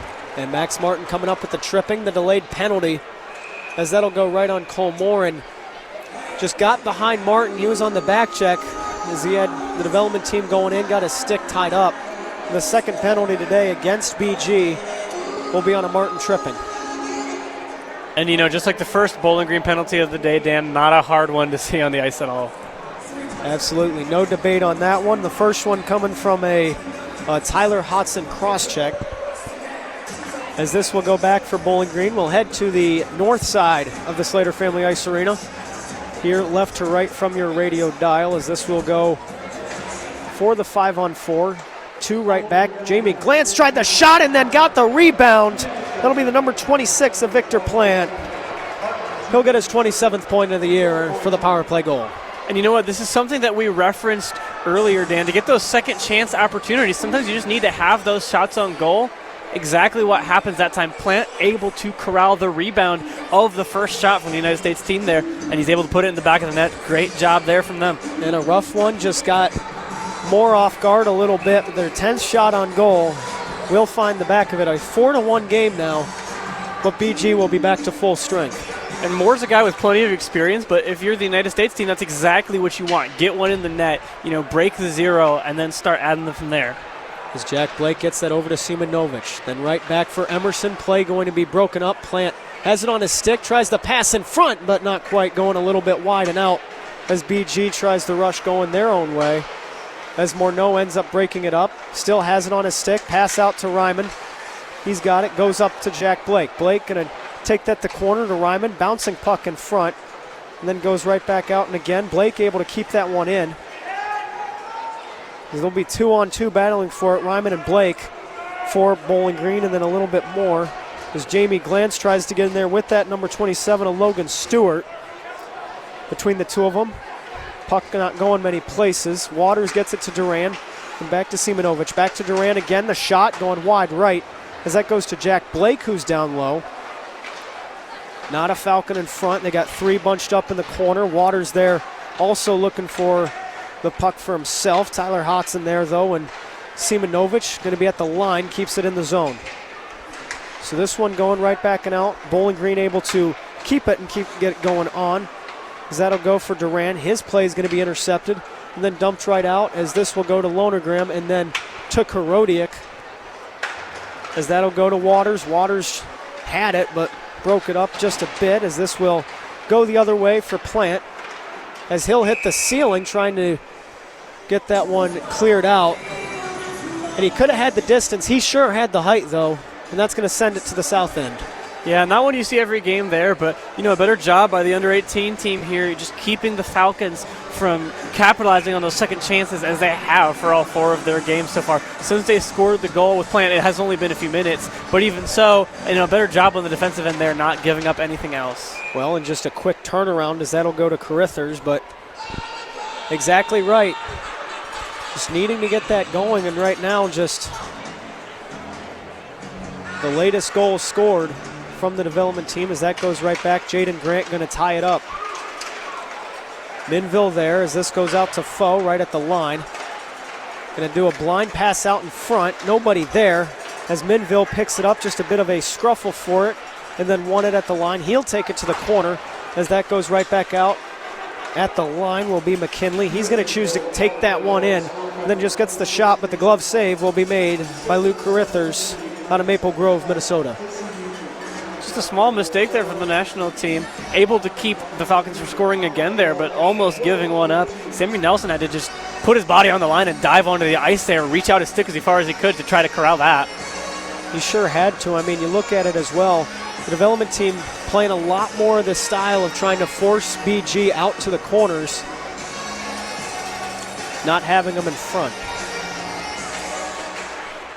As it'll be one back for the development team, and then over to Norris at the blue line as that'll go past him, and then Higgins going to try to get the pass right and across again, and then an icing called. Looks like it went off the stick of Jake Sloan. He tried to tip it in to avoid the icing, but we'll still have it anyways. Well, I'll tell you what, too, Dan, you know, I understand that strategy of trying to push them to the corners, but with as well as defensemen like Norris and Higgins in particular have been playing this game, you know, I'm not sure how good of a strategy that's going to be able to be for them. Norris in particular able to get in there, kind of breaking the deadlock on the wall earlier when, you know, a couple guys from both teams just could not really free the puck in either direction. As that'll win back, one back from Luttner. Going to hit the glass by the bleacher creatures as that one's behind the net. Going to be battling for it is Higgins. And then taken back for the United States as they'll have it. And then one from Scott. He's going to be going now, just chooses to try to dump and chase, go after his own dump as that was Adam Slinka in there as well. Goes to Tanner Scott behind the net, and then he's going to skate that one out. Goes to Higgins on the defense, and now he's going to pinch in and try to get a piece of that action as Sloan will go in on that one as well, but then will be one back. The development team with Trochet will have it on his stick. As Sloan, blind pass goes out to the number 24 of Martinuk. Then Gustav Sternberg, after his clear, gets it to Max Martin at center. And then Martin going to be taking it into the zone. Martin, loose puck in front. Levis was there, but just goes over his stick. And then Levis will get it back again. Pass across to Sternberg. The shot, loose puck in front to Brandon Wynot. As that'll be tied up. Looks like Wynot got into it a little bit, and then also just the United States to knock their own goal off before the Niedermeyer shot. And you know, why not getting it into it a little bit on a couple different series, in particular a little bit of a late check on Martin Nook, not enough to draw a foul of any kind, but certainly a guy that physically the United States team is, you know, giving their all to, picking on a little bit. Well, and back for it again will be Wynot to the corner with Martinuk. Martinuk going to try to get that one out, but will be kept in by Gustav Sternberg. Wynot going to be there for some support. Levis, he'll have it on our close side. Takes it up to the blue line with Niedermeyer. The two of them still battling for it, trying to get it for Bowling Green. There's a line change coming up for the United States. Going to be against their favor as Martin gets a pass across and then in front from Levis. As that'll still go the other way of the ice for them and go and move for that one now. As Garcia was there a little bit. Plant, though, looks like he'll end up getting that out of the zone. Sternberg going to get a little knock, and then either way, 3:55 left in the second period. Bowling Green up 4-1. Sternberg getting a little knock there. You say, where else do you expect to see a guy like Gustav Sternberg on the ice? But, you know, getting into it physically, really imposing his own size and the physicality of this team on their opponents. Well, and that's going right back for Morneau. He'll win it to Blake, then over to Simonovic. Intercepted, though, as that'll get just dumped right in from Barnett. And then Jack Blake looking for the cross-ice pass out to Ryman. Then finds it in the zone. Bowling Green forced into the neutral zone just for a second. Barnett right behind Morneau. Forces him to cough it up. Goes to Emerson, but now a rush going. Looks like he got a 2-on-1 going the other way. The odd man rush, but passes it. In front is Simonovic, who just did not take a man and breaks up the development team's pass as they'll be forced to fight for it in Bowling Green's defensive territory. As Jack Blake there for a little support as well. Morneau almost got that out of the zone as it'll be dumped right back in by the number 5 of Martholer. And then goes for it again in the corner. The development team waiting for it in front, and then a loose puck wild and out. But no, that will not go for Nelson. As Richard Simonovic going to have it. He gets the pass across to Emerson, dumped in. Emerson, the only one in. He's going to choose the line change as Ben Duran there as Lonergram, and a line change on the way, one to rush in, and they'll make that 2 for the development team. Brody Waters gets the pass out in front and then takes it through again to Lonergram to Tyler Hodson, and then in front will be Ben Duran. Hodson behind the net for Bowling Green in their offensive territory as another breakout underway is going to be begun as Nelson will take that in for the development team. Lonergram getting chased into the corner by Boyker as Brody Waters now has it. BG starting a rush of their own, cut up short from the development team. A pass just right into the front. Cullen going to have it as he'll get tripped up. No call from that one as it goes out to Lonergram behind the Bowling Green goaltender and Cole Moore. As Waters has it in the corner, has a man on him. Lonergram in there for support, trying to get somewhere this puck can go. 1:50 now left in the period. Just really no options so far as this one's still battling for Korodiak, this time on the right side of Moore into the corner. Still battling for it, Duran and Hodson, as Hodson gets the bouncing puck just up and high. Then Brody Waters going to try to get that one out in the neutral zone as he will go. Tyler Hodson, though, going to try to get the shot. Martinuk going 24-on-24 action to get that one away. Goes right back out in front. The shot going to be in front of Foe. He was the lone man there to try to set the screen on Carithers, but the save will be made with 1:21 left. And, prior to that shot, Dan, that was about as long as we've seen the puck remain on the Bowling Green side of the ice, but just very few opportunities there. The United States team never able to push it inside, and they're not taking any of those shots from distance there either. Just never really got anything that looked even kind of like an attempt on the goal. The opportunity is more limited since the beginning of this period, and the second, but Carithers will make the save and gets this one back. So now 1:16. Bowling Green has shot the puck 27 times on net today, looking for their 28th. Yeah, and keeping the pacing of the first period in the shooting there, and I think that's absolutely what you should be doing as this Bowling Green team. And I like the strategy at the end here. That's 2 back-to-back separated by maybe 3 seconds of game clock. Shots from the Falcons, put some more shots up, see what they can get. Try those second chancers. And Mutrin going to chase that one all the way down after he won the draw, and going to be a battle for it in Bowling Green's defensive territory, just riding the wall, waiting for something. Crampton has it in the corner, will give that one up. Jaden Grant in for support. Is Bowling Green not real spread out so far, but Brett Foe going to be chasing that one on the forecheck as it found its way all the way back and out, goes out to the neutral zone, and then one right back again. It's Crampton. Gets that one out to Foe, then over to Grant, having it in the Bowling Green offensive territory this time. Grant going to get taken down to the ice. Minville there for the support as this one will go out. Trochet, though, going to be able to try to clear that one out. Not quite. Dalton Norris was the one to get there in front.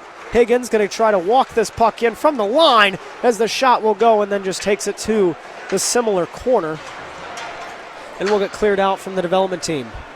Higgins took one of those farther out shots, but Carithers unfazed by it, able to corral it, clear it out for the national team. Then cross ice out to Adam Zlinka. Zlinka with 6 seconds. Takes that one in, over to Sloan. Loose puck over to the side. Zlinka trying to get another one on front, not quite. Held on to it for too long. As we'll have Scott getting in there with Sloan. And the pushing and shoving shall begin. Not happy there, United States team. Bit of the contact right before time expired there is what I think they took offense to. And definitely making their discontent known there. Well, and Zlinka to hold on to it for possibly a little too long. No goal for Bowling Green, but they'll still have the lead 4-1. 30 shots so far to the development team's 13. A .923 save percentage for Cole Moore, and then a .867 save percentage for Luke Carithers.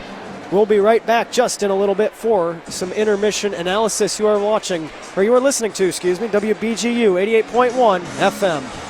What I know about courage, I learned from my adoptive mom. She said sometimes you just gotta hold on and know we'll get through this. Mom, we are so high up. Hold my hand. No, you hold my hand. Here we go. Learn about adopting a teen from foster care. You can't imagine the reward. Visit adoptuskids.org to find out more. This message is brought to you by Adopt US Kids, the U.S. Department of Health and Human Services, and the Ad Council.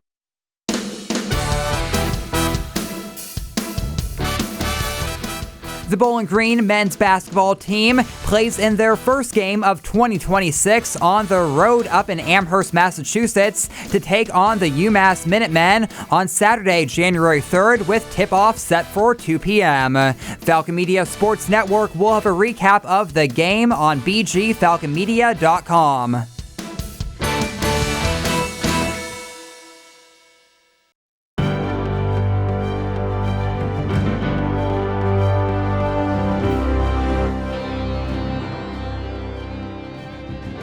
On September 17, 2025, BGSU volleyball swept the Oakland Golden Grizzlies, marking head coach Alex Del Piombo's first home win, leading the Falcons.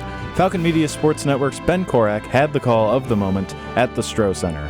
Anderson to Otten to Hobson. Hobson throws it down.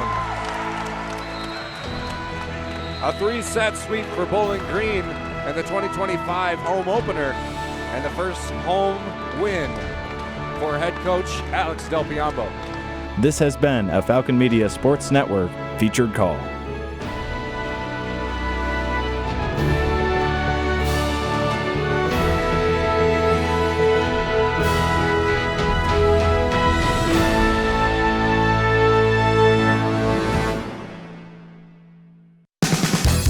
Check out the Zig Zone Sundays from 4 to 6 p.m. here on WBGU 88.1 FM.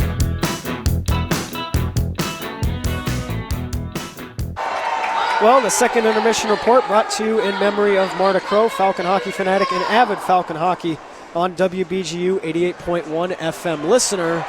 As here we are, Bowling Green taking on the United States National Development Team program at the Madhouse on Mercer. I'm Dan Ridenour, joined alongside Holden Ruck, and here you have it, Holden. You finally get on the board for the United States Development Team here.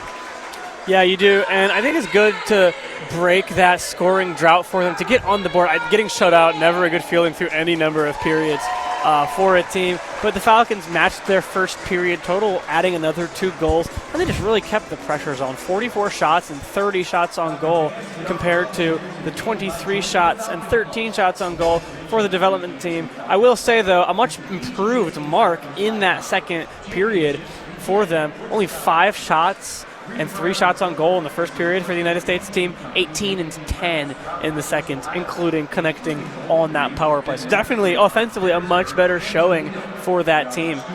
And quite an improvement as well, too, Holden. You know, you got to take advantage of those opportunities, the little chances you're going to get. I mean, BG, more known for having struggles in the second period this season, kind of their Achilles heel, if you will. So looking at that and taking it to your advantage. Then also, too, just Victor Plant getting on the board, going to be playing for Minnesota Duluth in the near future, getting on that one. Chicago Mission national champ, gets his 15th goal of the season. I mean, going out of just Minnesota, looking at that, just that core base that you have of a lot of the Minnesota players here for the development team, and just going and realizing that you're starting out right now, you're more at the beginning of where you could be going in pro hockey.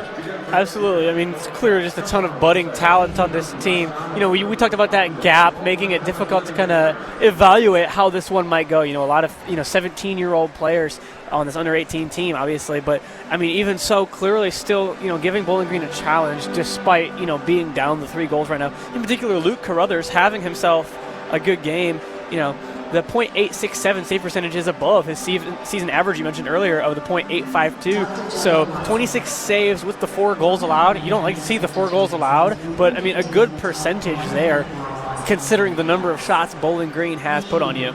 Well, and on top of that, I mean, Plant able to get that on the power play. So, when you get those opportunities, you need to take advantage of it. And that was from the Tyler Hodson cross-check that was, earlier in the period. And then you get another one going for you where you saw the trip. But, nonetheless, that's where you really need to make your mark, especially when you have that man advantage. And you look at the penalties. BG's got 2 today. You only got 1 for the development team. So, really, being .500 on the power play, nothing to overlook, I'd say. No, not at all. And again, this is a team, you can look at the gap, the experience that these players may have had. Every guy on this United States team is going to be going to an NCHC, Big Ten, or HEA school.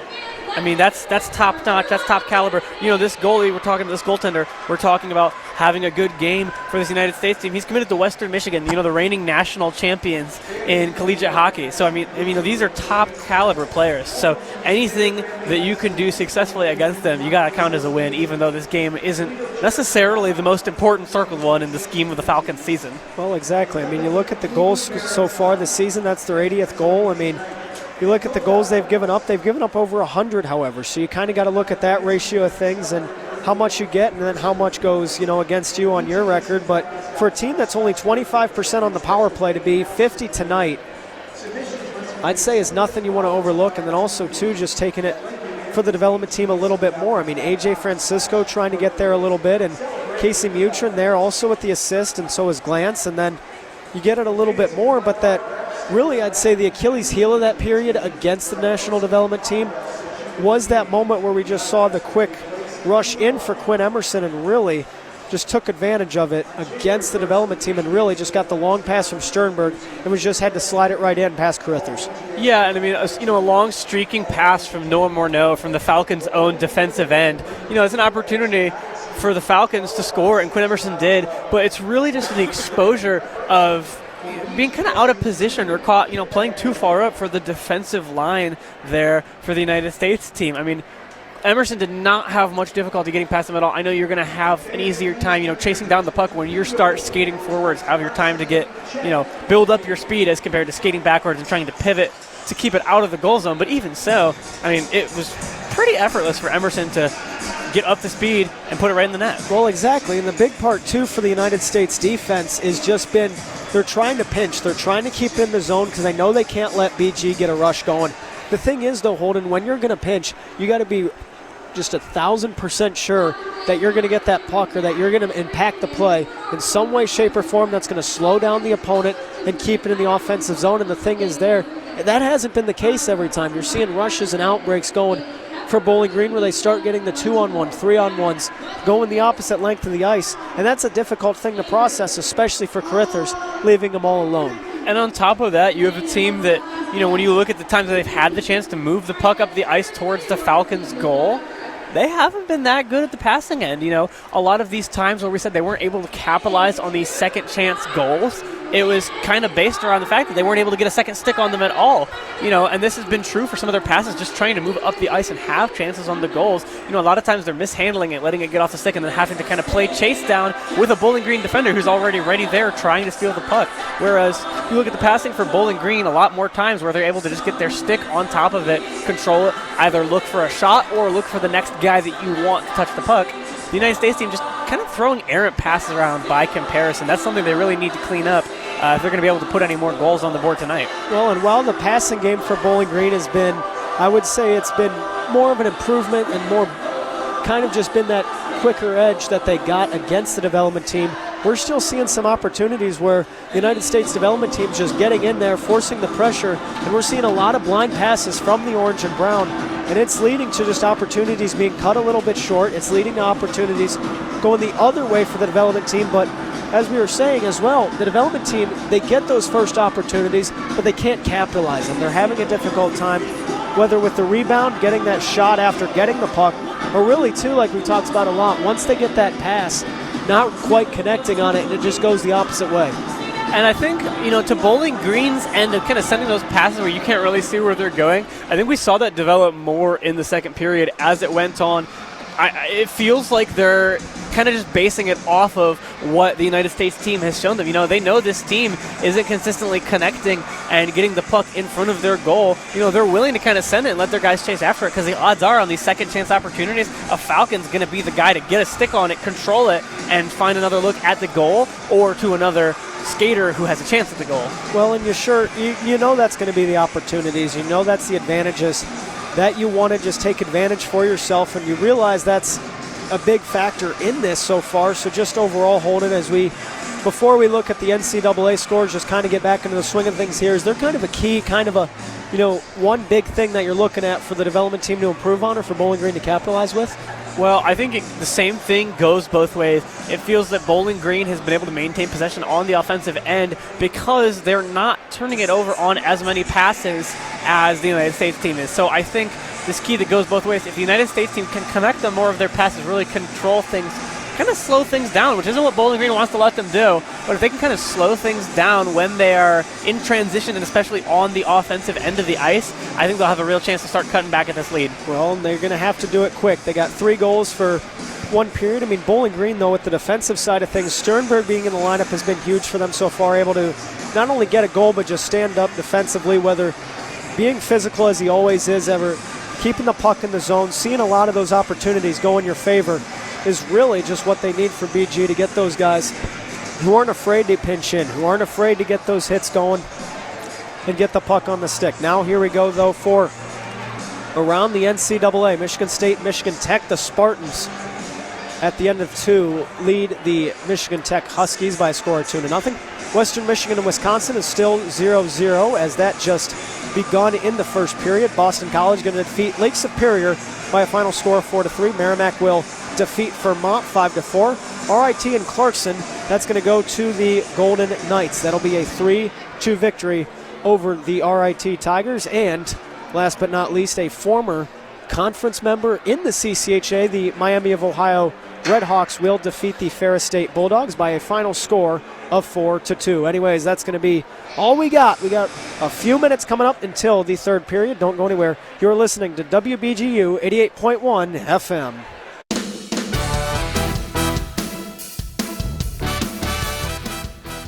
Bowling Green men's basketball takes on the Kent State Golden Flashes at the Mack Center in Kent on Tuesday, January 6th. Falcon Media Sports Network's Tyler Kavalitz and Foster Rosti will have the call with pregame starting at 6:35 and tip-off set for 7 o'clock, live on Falcon Radio. I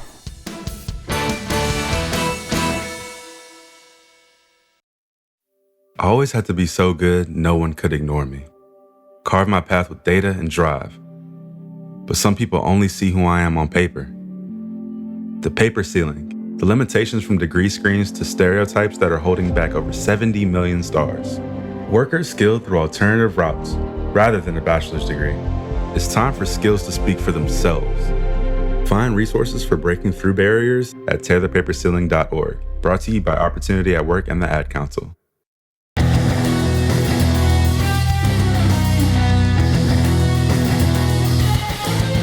Interested in joining Falcon Media Sports Network? If you're looking to get involved, send an email to sports@bgfalconmedia.com.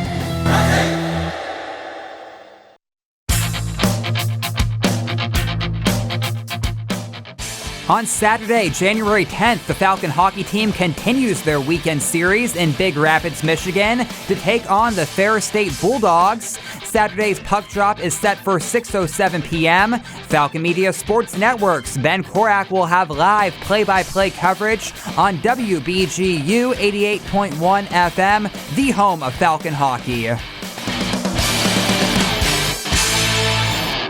Check out bgfalconmedia.com for previews, recaps, photos, videos, and more of the Falcons.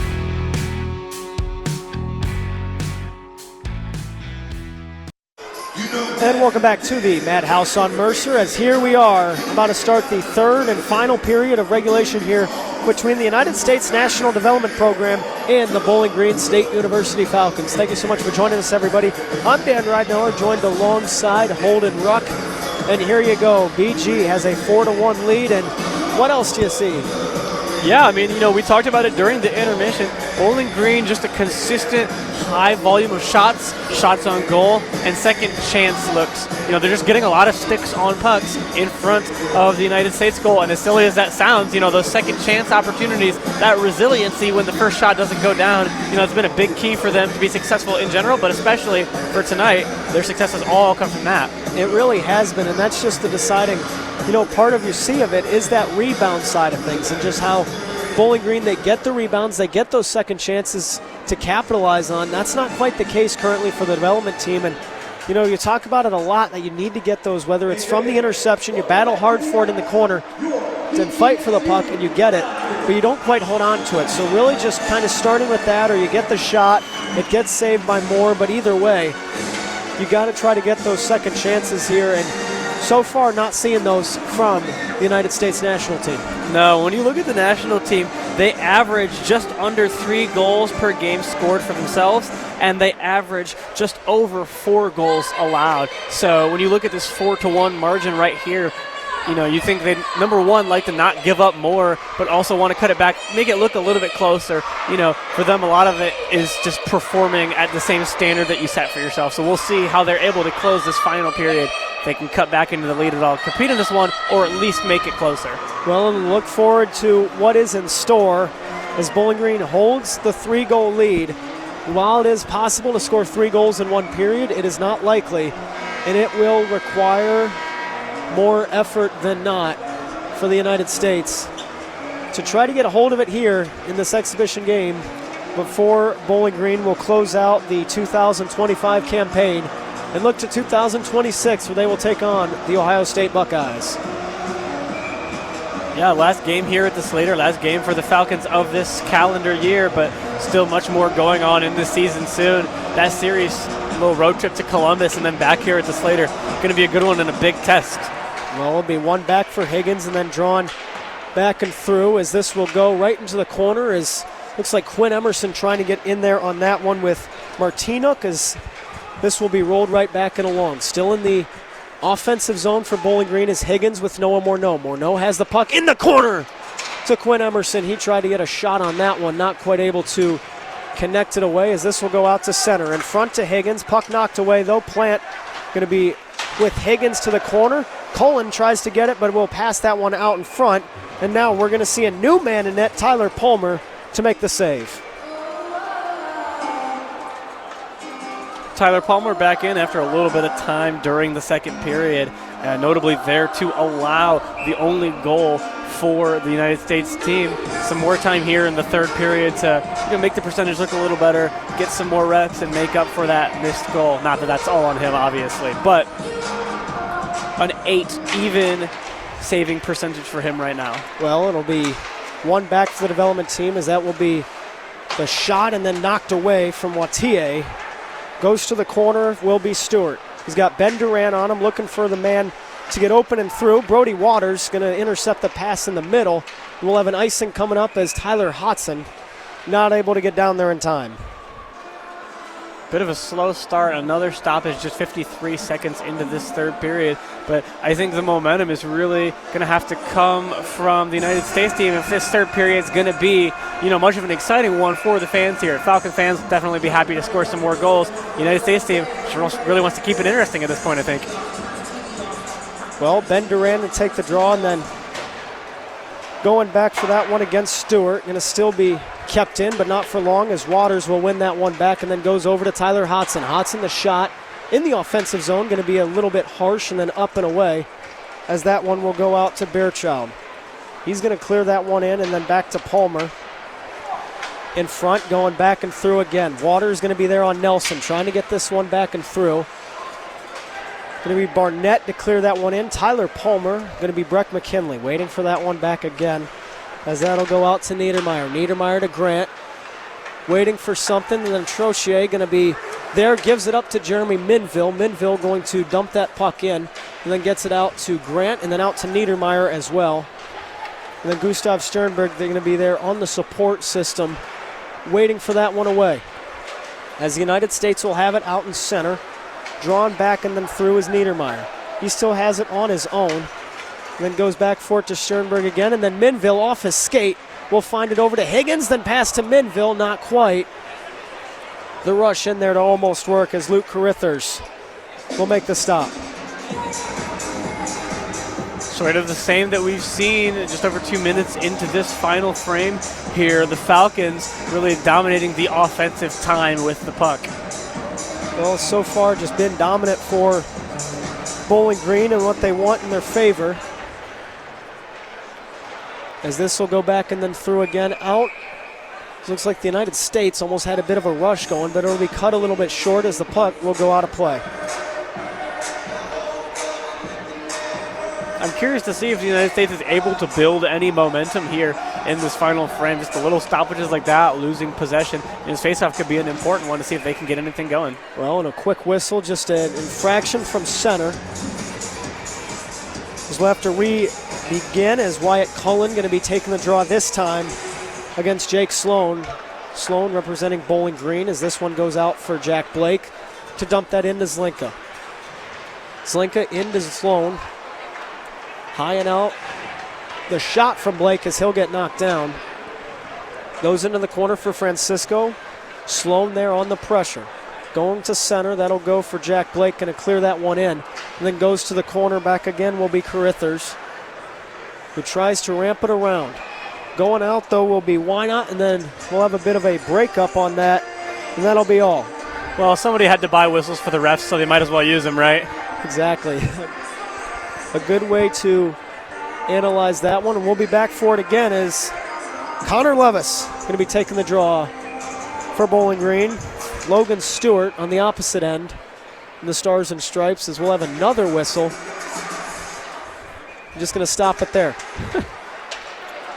That goes right back and then through. Korodiak going to be pressured heavily as he'll have to dump that one in.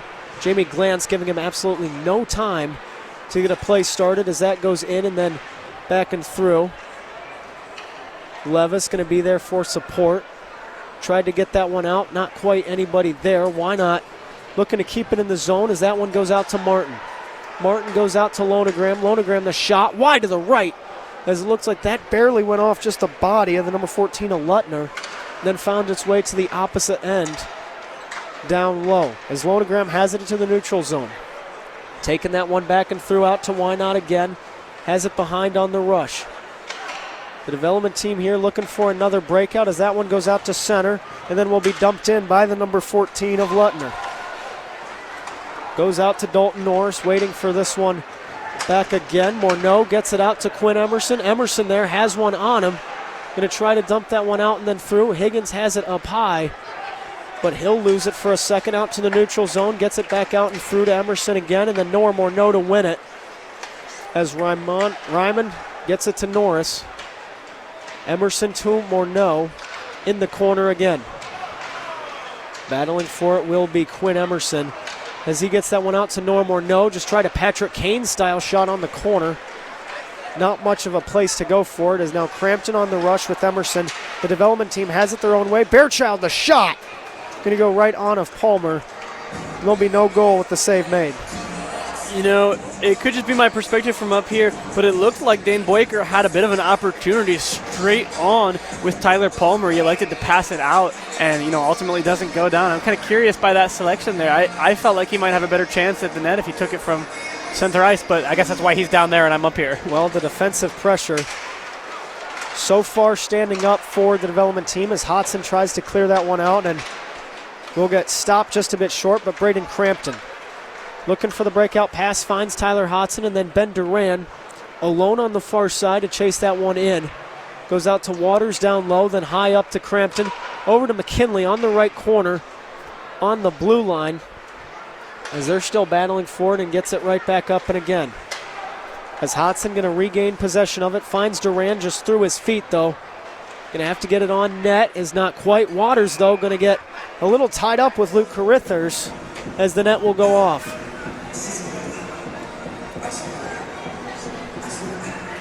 A lot of stoppages in this final frame. Not even 5 minutes of clock have elapsed. But it doesn't feel like either team has really increased or decreased their momentum in this one. It's felt the same as the last two periods. Well, they still got their momentum, maybe not on the clock, but either way, just been slower on that end as Jaden Grant will take this one away for Bowling Green and going to be out of a stalemate for it as the United States will win this one back. Gustav Sternberg going to have to chase that one to the corner. Gets the pass across to Jackson Niedermeyer, and then going in will be Grant. Jaden Grant going to be chasing after that one with Lutner to get a hold of that foe. Pass out in front deflected over to Sternberg as now he'll have it. Tried the long pass a little high to Foe into his hand, just gets past him on that one. And then into the corner again, a wraparound tried for Minville, and I think it worked, and it did! Jeremy Minville! That's a goal for Bowling Green. Another goal for the Falcons. A 4-goal margin now as the Falcons lead 5-1. And really impressive goal there from Menville. Jeremy Minville, his 3rd goal of the season, his 7th point. Gonna find the back of the net. Just a quick wraparound when you least expect it. And he'll get that one past Carithers and gets it going for the 32nd shot on goal today for Bowling Green with 14:41 left in the period. And you know what? Caught in the corner there back behind the goal. It really looked like that possession might be dead in the water for the Falcons. Like the U.S. team might clear it out, but not what we saw there. Great goal by Minville. And the goal will go back and then drawn for it more. Blake going to take it to the corner with Simonovic. As Simonovic going to try the rush with Zlinka. Trying to get that one in, not many places to go. As he'll get forced to the wall. Sloan, though, going to have it behind the net. Gets it out to Zlinka. Zlinka, the shot over to Sloan, not quite going to pull that one through. Simonovic keeps it in, however, and we're back to it. As Zlinka has it low, waiting for another goal this season. He got one against Minnesota State, yet to score since. Simonovic to dump it in, goes down to Scott. He's still battling behind the corner and then takes it a little bit out to the circle, just around the halfway point in Bowling Green's offensive territory, battling for it. One back by Nelson. And then Plant going to try to send it the length of the ice, intercepted and then broken up by Jack Blake. Simonovic going to be the one to chase that one in. Why not there for support? He's still got it. Levis wide open, going to miss his shot though, as he got pressure at the last second. As that shot going quick and then in was Boyker. Tried to get a piece of that and going to have a whistle blown though and a hand to go up as we see Wyatt Cullen on the ice and he'll get up. Big fall there from Wyatt Cullen, but nothing going offensively there for the United States team. Well, and Ivan Korodiak will go back for it, and they're going to give him the penalty, the 3rd one today for the Orange and Brown.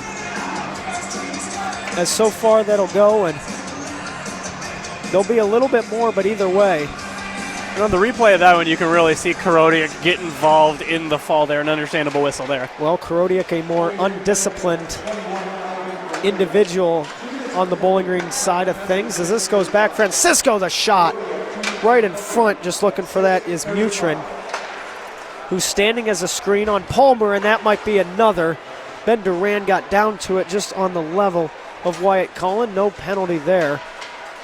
As now this will go in front, just a quick turnaround by Mutrin, trying to get that in front of the net. As this goes across, back and through. Still holding on to it is Jamie Glantz. Glantz gets that one out to Cullen. Cullen's still battling for it with Duran, gets knocked down, but it's still in Bowling Green's defensive zone. Levis going to get that one out, and this one going the length of the ice. And what a defensive play there from Ben Duran. Goes for the puck, but more importantly, just imposing his will there on the skater, just clearing it into their defensive end. Just relentless on that as Stewart going to dump that puck in and then takes it for Boyker, and then across as this goes up high by the number 14 of Luttner. Luttner to Boyker. To Birchild, the shot blocked though by Jack Blake. As he'll feel that, but he'll go to the bench. And then taken out to the neutral zone and then taken all the way down to the north end. As the development team going to try to get a breakout going. Out to center, 30 seconds remain. Currently on the Korodiak penalty, 11:50 left in the 3rd period. Stewart into the corner, going against Niedermeyer, trying to battle for that one. Goes right back and then out and through from Bearchild. Luttner, the shot. Out in front, going to be just a glove save. That'll be cut short by Tyler Palmer. And a really nice job by Tyler Palmer following the puck and just gloving it there. A little bit of traffic from both his own team and the United States team in front of the goal, but he palms it with ease. Well, I see what you did there, but Palmer going to get that one back and through. And so here it'll go. Looks like Morneau going to be at the center for Bowling Green. Seen him quite a bit so far this season. He'll go against A.J. Garcia, who is set to play at Notre Dame. And then a shot going right on Palmer out of nowhere. Up and then another one off the post, back to back, and then finally will be Zakic And Palmer will just stop at 2 seconds to remain so far on the Krodiak penalty. You can't miss much closer than that. I mean, that was wild. Right off the post twice. Palmer ultimately able to get on top of it on that third take. But both a couple of hard shots, just a little down to the wire. Bowling Green to get lucky on that one as it goes right back and through. As the penalty will conclude, and Ryman will go. He's got a 1-on-2. He's got Emerson for some support. Looking for it on the break. Morneau going to get caught up with it as he's sent to the corner. Norris able to keep it in. The physicality stepping up so far for the development team in the past few seconds as Morneau tries to get the shot on that. Goes high to the point from Norris. Back to Higgins. Then Norris again. Blocked shot. As Ryman gets back, though, looking to get a body on that, but the puck is going to be dumped in beforehand as Higgins going to try to clear that one in. Going to be fumbled at the line, though, from Jamie Glantz. And Dominic Ryman will take that into the zone before his line change. And then it goes in for Brody Waters as he's waiting for it a little bit. And then onto the stick of Waters. He tries for that one with Duran on his right to get the rebound. Sternberg going to be going for the hit. Takes himself out of the play a bit. But Waters trying to get that one held as Sternberg is able to keep that one in. Play out in center. Loose puck going and out as now the United States will take to their own momentum. Into the corner this goes for Plant going at it with Ben Duran. And here it goes a little bit more. Brody Waters has it on his stick at the neutral zone. Going to try to battle that one in as that'll find its way to Gustav Sternberg, who just lobs it in there, stays at the line. Tyler Hodson battling for it down low with Brody Waters. Behind the net for Bowling Green in their offensive zone. Looks like a battle in front for it. And a loose puck. Tyler Hodson to throw one, though. Looks like we'll have some hands to fly. Hands flying for sure, but a good job by the Falcons being persistent there, even though ultimately Crothers is able to save it. You know, when you look at the last two chances that the United States team has had on the Falcons' end of the ice, you know, they've dumped it in and then not been able to beat the defensive Falcon skaters to it both times. So great job by the Falcons. Well, and there you'll have it. As looks like we'll keep it going and going to have our first media timeout of the period, sponsored by the Juniper Brewing Company, proud creators of the ale Ziggy Zumba, a light ale made in collaboration with BG Athletics and a fan favorite in the Madhouse on Mercer, also available at 145 South Main Street in downtown Bowling Green. For latest menus and Juniper Brewing Company details, go to juniperbrew.com. We'll be right back in just a moment. You are listening to WBGU 88.1 FM.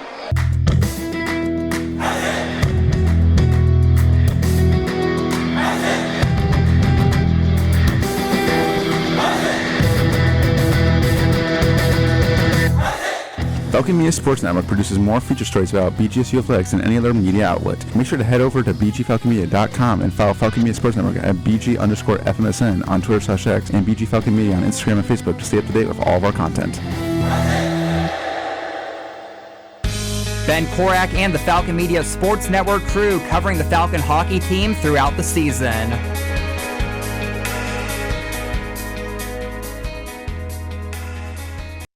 And we're back at it at the Madhouse on Mercer as we'll begin to roll along. The puck will be in Bowling Green's offensive territory, waiting for this one to begin again as we had a media timeout. Just standing around a little bit here. Looks like Jaden Grant yet to go in the circle as he'll wait for the referee and getting some discussions from just the penalty box as they will be cleared to play. Again, Jaden Grant going to be taking the draw for the orange and brown, waiting for the result of this one here. Crampton, the shot going to be blocked right at the line as now the United States trying to get this one going the other way. That was going through, and then Boyker almost got a piece of that after the blocked shot, and then into the corner will be Bearchild with Braden Crampton in Bowling Green's defensive territory. Crampton has it behind, gives it up to Nelson. Nelson taking that out to Jaden Grant, waiting for somewhere he can have that. Breck McKinley has it behind. Then out to Brett Foe. Foe to McKinley. To Crampton again. Gets that one out and then through. Brett Foe has the puck waiting for somewhere else he can have it. Gets through one and then two. Tried the shot, but not quite. Foe going to get it behind the net to Simonovic. As Simonovic at the line. Pass going to be broken up as this is going. And then going to be tried to get that one in, and then it'll be eventually dumped by Mutrin. As the breakout pass to Brett Foe will get broken up as well. And then Simonovic tries to get it to Zlinka. And this will go out to the neutral zone as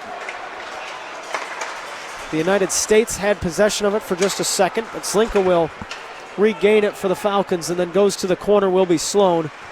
Getting the hard puck going in there on Logan Lutner. As Scott wins that back to Korodiak. Loose puck out in front, going to roll over to the right side as this goes the length of the ice as well with the icing underway. Brian Lonogram to chase after that one and will just take us to the opposite end. And the United States team had a couple of chances there. The puck getting behind and splitting Braden Crampton and Jeremy Minville on the defensive side, but none of the skaters there unable to get on top of it. Casey Mutrin, the captain, with the best chance, but even he not quite able to outpace kind of the physical body checking a little bit from Crampton and Minville. Good job defensively to keep him from having an opportunity on the goal. Tried to get the block shot on Simonovic as Stewart will get the pass out and then in front and going and will be cleared back again with another icing as just tried to get that going before the line change and still quite wasn't able to hold on. Looks like that was the number 24 in Martinuk who tried to clear it for the United States.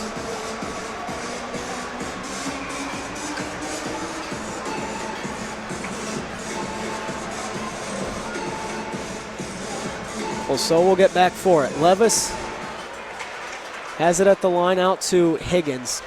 Higgins going to pinch in, tries to get that one going. The development team will intercept that one as now they'll have it going the opposite end as this will go down and then in front. Not going to touch Palmer though as Higgins gets that out to Wynot and then we'll find it rolling along just a moment and then goes out in front to Schreier as he gets the pass across and then out waiting for it as the United States going to start their own rush again with Lucas Zajac who had it as Zajac the hit. But still taken from Higgins. This one going out to Martin. As now he has it. And then it's one back though for the United States as they'll have it. Cullen going to be on a bit of a rush. Trying to get that one in and then the foot caught up of Shire. He looked for a pass. He had it, but not quite. McKinley bouncing puck. Drops that in front to Morneau and the save to be made by Carithers. A great setup in the middle there by the Falcons skaters. Just putting the puck right in front of Carithers, but with the opportunity to shoot it first. But Carithers able to fall on it. He's been pretty solid tonight, despite what the box score might tell you. Well, Luke Carithers to get a piece of that one and keep it going with 7:11 remaining in the third period. Bowling Green up 5-1 so far. Is this one going across and then back through? Quinn Emerson to have it right behind. Getting pressured heavily, though, from Francisco. Then Crampton gets that out to McKinley. McKinley able to dump that puck in. Gets it to Emerson in front. Waiting for the drop back to get this one away as this will get it going. Minville waiting for it just a little bit behind with Morneau. Not quite able to, though. Braden Crampton going to try to get the shot.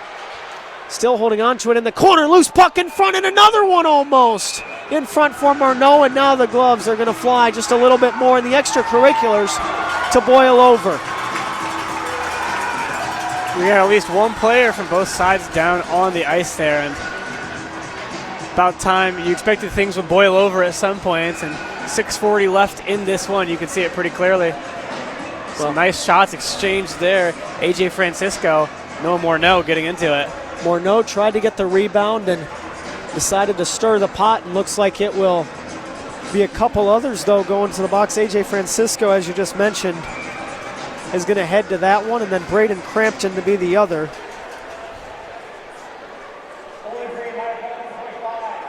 And so this will be the second cross-check penalty against Bowling Green today. The first from Tyler Hodson. 24, make that now 25, as that'll go against the number 25 and Braden Crampton. And then we will have a roughing on AJ Francisco.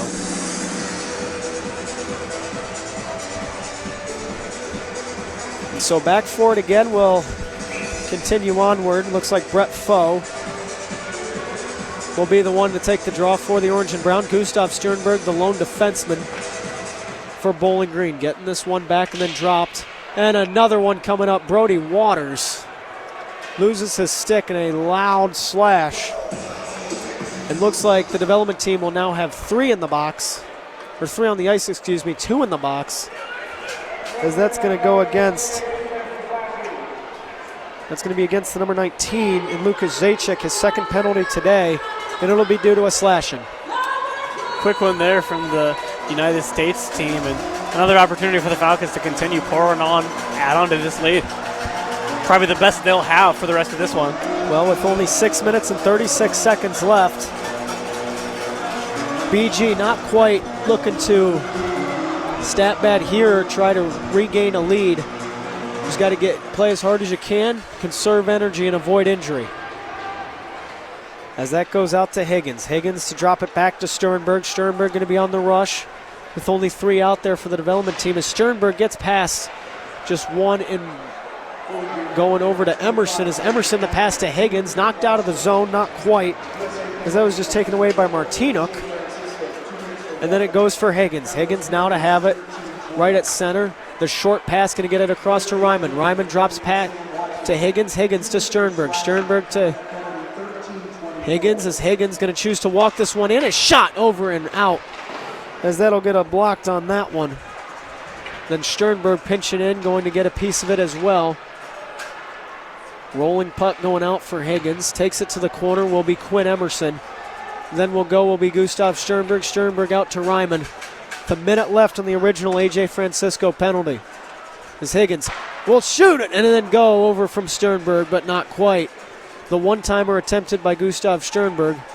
As Higgins to Ryman, back to Higgins again to Sternberg. Pass to Ryman in the corner, and then cleared out by the United States. A couple of big-time shots there from the Falcons, just looking to connect anything. Well, they've got about 40 seconds left on this man advantage. Well, Tyler Hodson going to take it away again. Waiting to keep this puck in, is not many places to go. Breck McKinley to have it, then goes out to Dalton Norris. Norris to McKinley. Still holding on to it at the line is McKinley. He goes to Norris in the corner. Back to McKinley again at the line, starting to pinch in a bit. Hodson the shot right at the same place, and a goal off the rebound. Noah Morneau! Bowling Green with the goal. And Noah Morneau, that's a name that you've been calling all season if you're a Bowling Green fan. Already came into tonight the team leader in goals for this season with 7. 5 assists on top of that, giving him 12 points on the year. He adds another one and extends the Falcon lead to 5. They lead 6-1. And how about that? Another one for Noah Morneau, his 9th goal of the season. He had 7 coming into tonight. And now with 4 minutes and 50 seconds remaining, you only delay the inevitable. Bowling Green up 6-1. As this will go, 9 seconds remain on both the Francisco and the Crampton penalty. As Simonovic gets the pass out to Grant, then to Higgins again right at center. Higgins going to look to break right, trying to keep this one going, and then taken back to the corner for the United States as they'll look to battle this one through. Out to Higgins again, then across to Simonovic, and then the low puck in front, trying to get the shot off that one, as that'll roll its way out to the neutral zone, and then back for Bowling Green with Higgins to Minville, and then goes out to Simonovic. Simonovic to Korodiak now, as that'll go out to Brett Foe. And then Jaden Grant there on the support as well. So still going to the corner, waiting for it here will be Foe, as he's got some daylight. The shot from Foe going to go wide to the right, and we'll have a whistle from that one.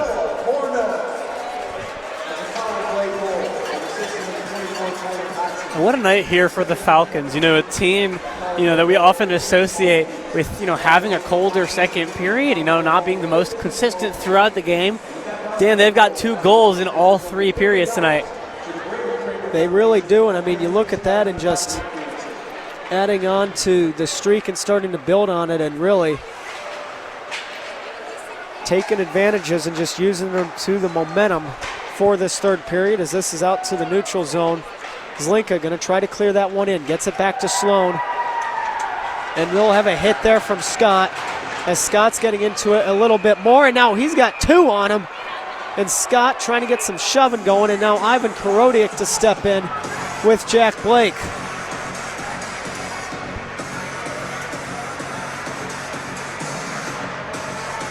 Looked like Glantz really getting into it with Scott there. Very unhappy with the hit that he put on his teammate. Well, and Scott laid the original hit, whether or not it was clean, that kind of difficult to tell. It looked like it, at least from our first basis, but we'll have an ejection. If I'm not mistaken, that will be the number 26 of Victor Plant, as he was the other one in there with Jamie Glantz. Either way, though, not going to miss too much of game time. Only 3 minutes 35 left in the third period. You know, certainly not the kind of, fighting that anybody wants to see their players doing while the puck is still alive. But I've been both surprised, and maybe not surprised, but also impressed with just the physicality and aggressiveness, inside and outside of the play from this team. Being a team of 17-year-olds, you're 3 years younger than the next youngest guy out here on the ice, and, they're treating them like equals tonight. Well, and talking about it, the freshman out of Sherwood Park going to get kicked out of this one. There goes Tanner Scott, as he will go away from that. Just 167 pounds, 5'9", going to be out of this one and then away. Jamie Glantz going to be in the box to serve that one, as we will also see a 2-minute from Max Martin with 3:35 left in the period. Scott did not look too, upset by being let go out of this game. Well, in the closing minutes, and given the context of the penalty and the ejection, understandable there. Easy to see why. Well, and Levis going to be battling for it with Loner Graham, and goes back and out. Korodiak, the shot in front for Levis, not quite. Going up, though, will be. Korodiak back for it again. Levis down low in the corner. Still has it, then just wraps itself around and then tries to get the shot on. Looks like Lonergram's going to be there just skating circles as he'll get the pass, and then out goes from 4-4, though, and A.J. Francisco to clear that one out. The icing to be waved off. Ivan Korodiak going to look to play it as he'll go right out to Why Not. Why Not? The pass out to Jack Blake. Blake getting tied up, though. Ben Duran to pick up the puck in front to Blake, and the save made by Carithers. What a great job there, moving the puck around. They don't come away with the goal, but Duran giving Jack Blake the opportunity right in front of Carithers there. Carithers able to get on top of it, keeping his percentage at .857, still above his season average, but really good job from the Falcon offense, just taking all the shots that they can and getting as many good opportunities, high percentage opportunities that they can. And Simonovic going to pinch low to get that. Brody Waters going to get a shot on as that goes wide to the right. Ben Duran behind the net to try to chase that one away, and as that'll go, and a breakaway going the opposite way, going to be broken up by Brody Waters on the back check before he can even get a shot on Palmer. Lutner going to drop the pass right behind to Marthaler, over to Zajac at the blue line, and then down low in front, going up to the blue line will be Lutner, and then just Palmer to make the save. And now 2:05 remains in the third period. Falcons really looking to just close this one out. As you said, at this point, I don't think there's anything less to prove for the Falcons. Clearly came back with a bit of a vengeance after Northern Michigan series. Didn't go exactly how you wanted, and Falcons looking primed to take on the Buckeyes and then get back into CCHA play going into the new year. Well, Lonergram to have it behind the net, just looking for a pass out and then away over to Sloan. And he'll find his course to get it going to Foe. Foe has it as he'll end up dumping the puck in, out to Sloan, and then takes it back and away again. As Sloan back behind, out to Lonergram, waiting for the shot on anticipation, but Lonergram to choose to take that one away to the corner. And both will be back to full strength.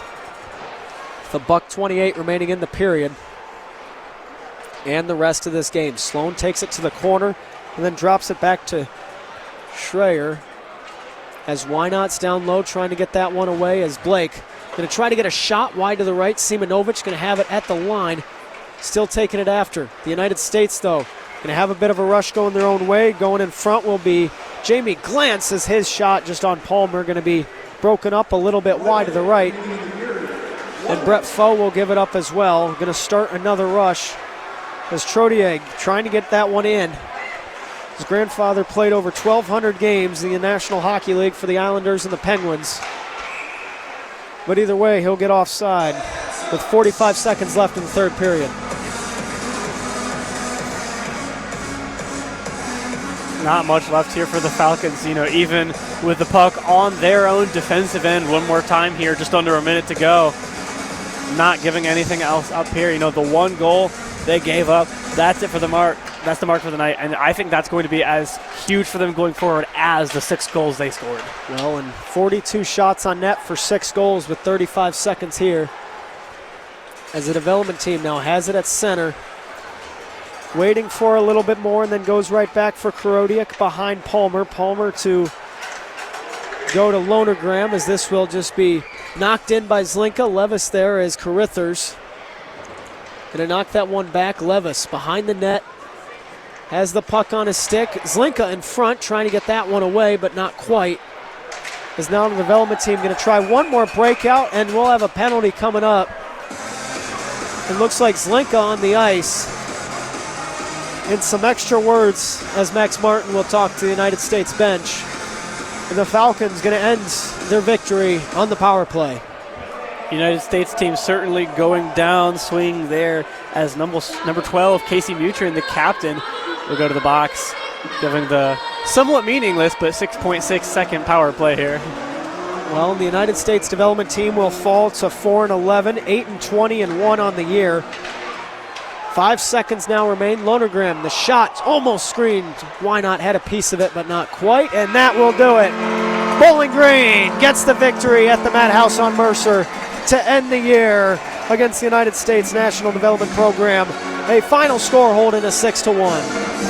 Yeah, really, really dominant performance from the Falcons on both ends of the ice. It's easy to look at the shots on goal, 42 of them tonight, and the 6 goals scored, but you got to give credit on the defensive end too. Only allowed 20 shots on target, less than half for the National Team Development Program, and on top of that, you only allow 1 goal on the box score. A solid performance from both goaltenders as well for the Falcons. Really a good rust breaker tonight for the Falcons as they look to get back to the rest of their schedule and a hard stretch of their schedule as well. Well, exhibition play will conclude for Bowling Green after that one, and they're going to stay the same at 5-4-3 so far, and they're going to end the first half of their season just like that, as we've talked about relentlessly. Now you got Ohio State. You got the big boys in the scarlet and gray. Going to go down to the Schottenstein Center and take on that one, as that'll be a good game to just look forward to. And how about that, Holden? And how about that, Dan? That Ohio State one, that's a big one for this team. A team they play regularly and, a team that they would love to get a positive result against going back into the rest of the CCHA schedule coming up here. You've got another non-conference series against Notre Dame, but I think this Ohio State one in particular. You get to see them in Columbus and then at the Slater, back to your kind of usual 2-game weekend series as opposed to this Monday night hockey that we got tonight. But I think it's going to be really, really important for the Falcons to, go there and then come back here and really compete both nights with the Buckeyes. I think tonight was a really good stepping stone to competing with them and through the rest of the schedule. It sure was, and we'll look forward to the rest of what head coach Dennis Williams has to say. But for tonight, let's start with the scores just to wrap things up here at the Madhouse on Mercer. Obviously, Bowling Green going to take the 6-1 victory over the United States National Development Program here tonight. Michigan State going to have a lead with 3-1 over Michigan Tech with 1:40 left in the third period. Western Michigan down to Wisconsin after the first period, losing 1-0. Boston College going to defeat Lake Superior State 4-3. Merrimack to defeat Vermont 5-4. Clarkson to defeat RIT 3-2. And Miami of Ohio to defeat Ferris State 4-2. So that's going to be all the time that we have in here for the booth. We're going to go back to Gavin in just a moment. He's going to bring us around for the Falcon Media Sports Network to end tonight. But Holden, it has been an honor to have you in the broadcast booth here tonight. It's been Holden Ruck. I'm Dan Radnauer signing off, and I got 2 words for you. Game over. Hi, Hi, my name's Emma Stransky. I'm a winger for BGSU women's soccer. My 4 favorite animals are ferret, because I have 2 and they're the cutest things ever. Falcon, because we're BG. Fox, because Chris Fox, our coach. And then a flamingo, because I think that they're pretty.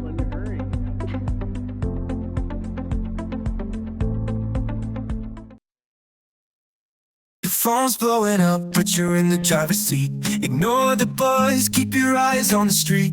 No text back, no scroll, just let it wait. Attention on the road, that's the only way. Phone's blowing up, but you're in the driver's seat. Ignore the buzz, keep your eyes on the street. No text back, no scroll, just let it wait. Don't drive distracted. A message brought to you by the National Highway Traffic Safety Administration, Project Yellow Light, and the Ad Council.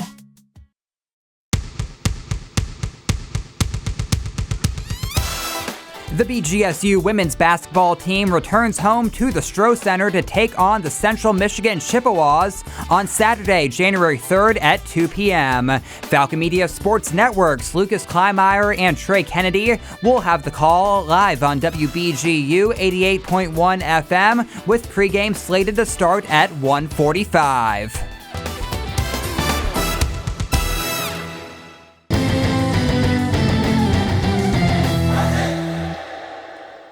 And that was your coverage of Bowling Green State University taking on United States National Team Development Program, with final score being 6-1. You're listening to 88.1 WBGU, your home for Falcon hockey. What a match that Bowling Green put up today. Not a lot of back and forth, but a clean go-ahead win for Bowling Green. We're gonna do a round Falcon Media Sports Network, giving you all coverages of what is up next in Falcon Media Sports Network. Mind you, you can check out all coverage, pregame, postgame, social media threads, after story reviews, sidebars on bgfalconmedia.com, as well as our Instagram page at Falcon Media Sports Network on Instagram, Falcon Media Sports Network on X, and Falcon Media Sports Network on Facebook. On Tuesday, December 30th, women's basketball will be traveling to Ypsilanti to take on the Eastern Michigan Eagles at 5 p.m. Adam Duffin and Dan Ryanauer will be on the call, and your board op will be Holden Ruck. On Tuesday, December 30th, men's basketball will be coming back to the Stroh after a week off of Falcon Sports at 7 p.m. to take on Miami Redhawks, with Foster Rosti and Dawson Pelter on the call, with Sam Bork as your board op.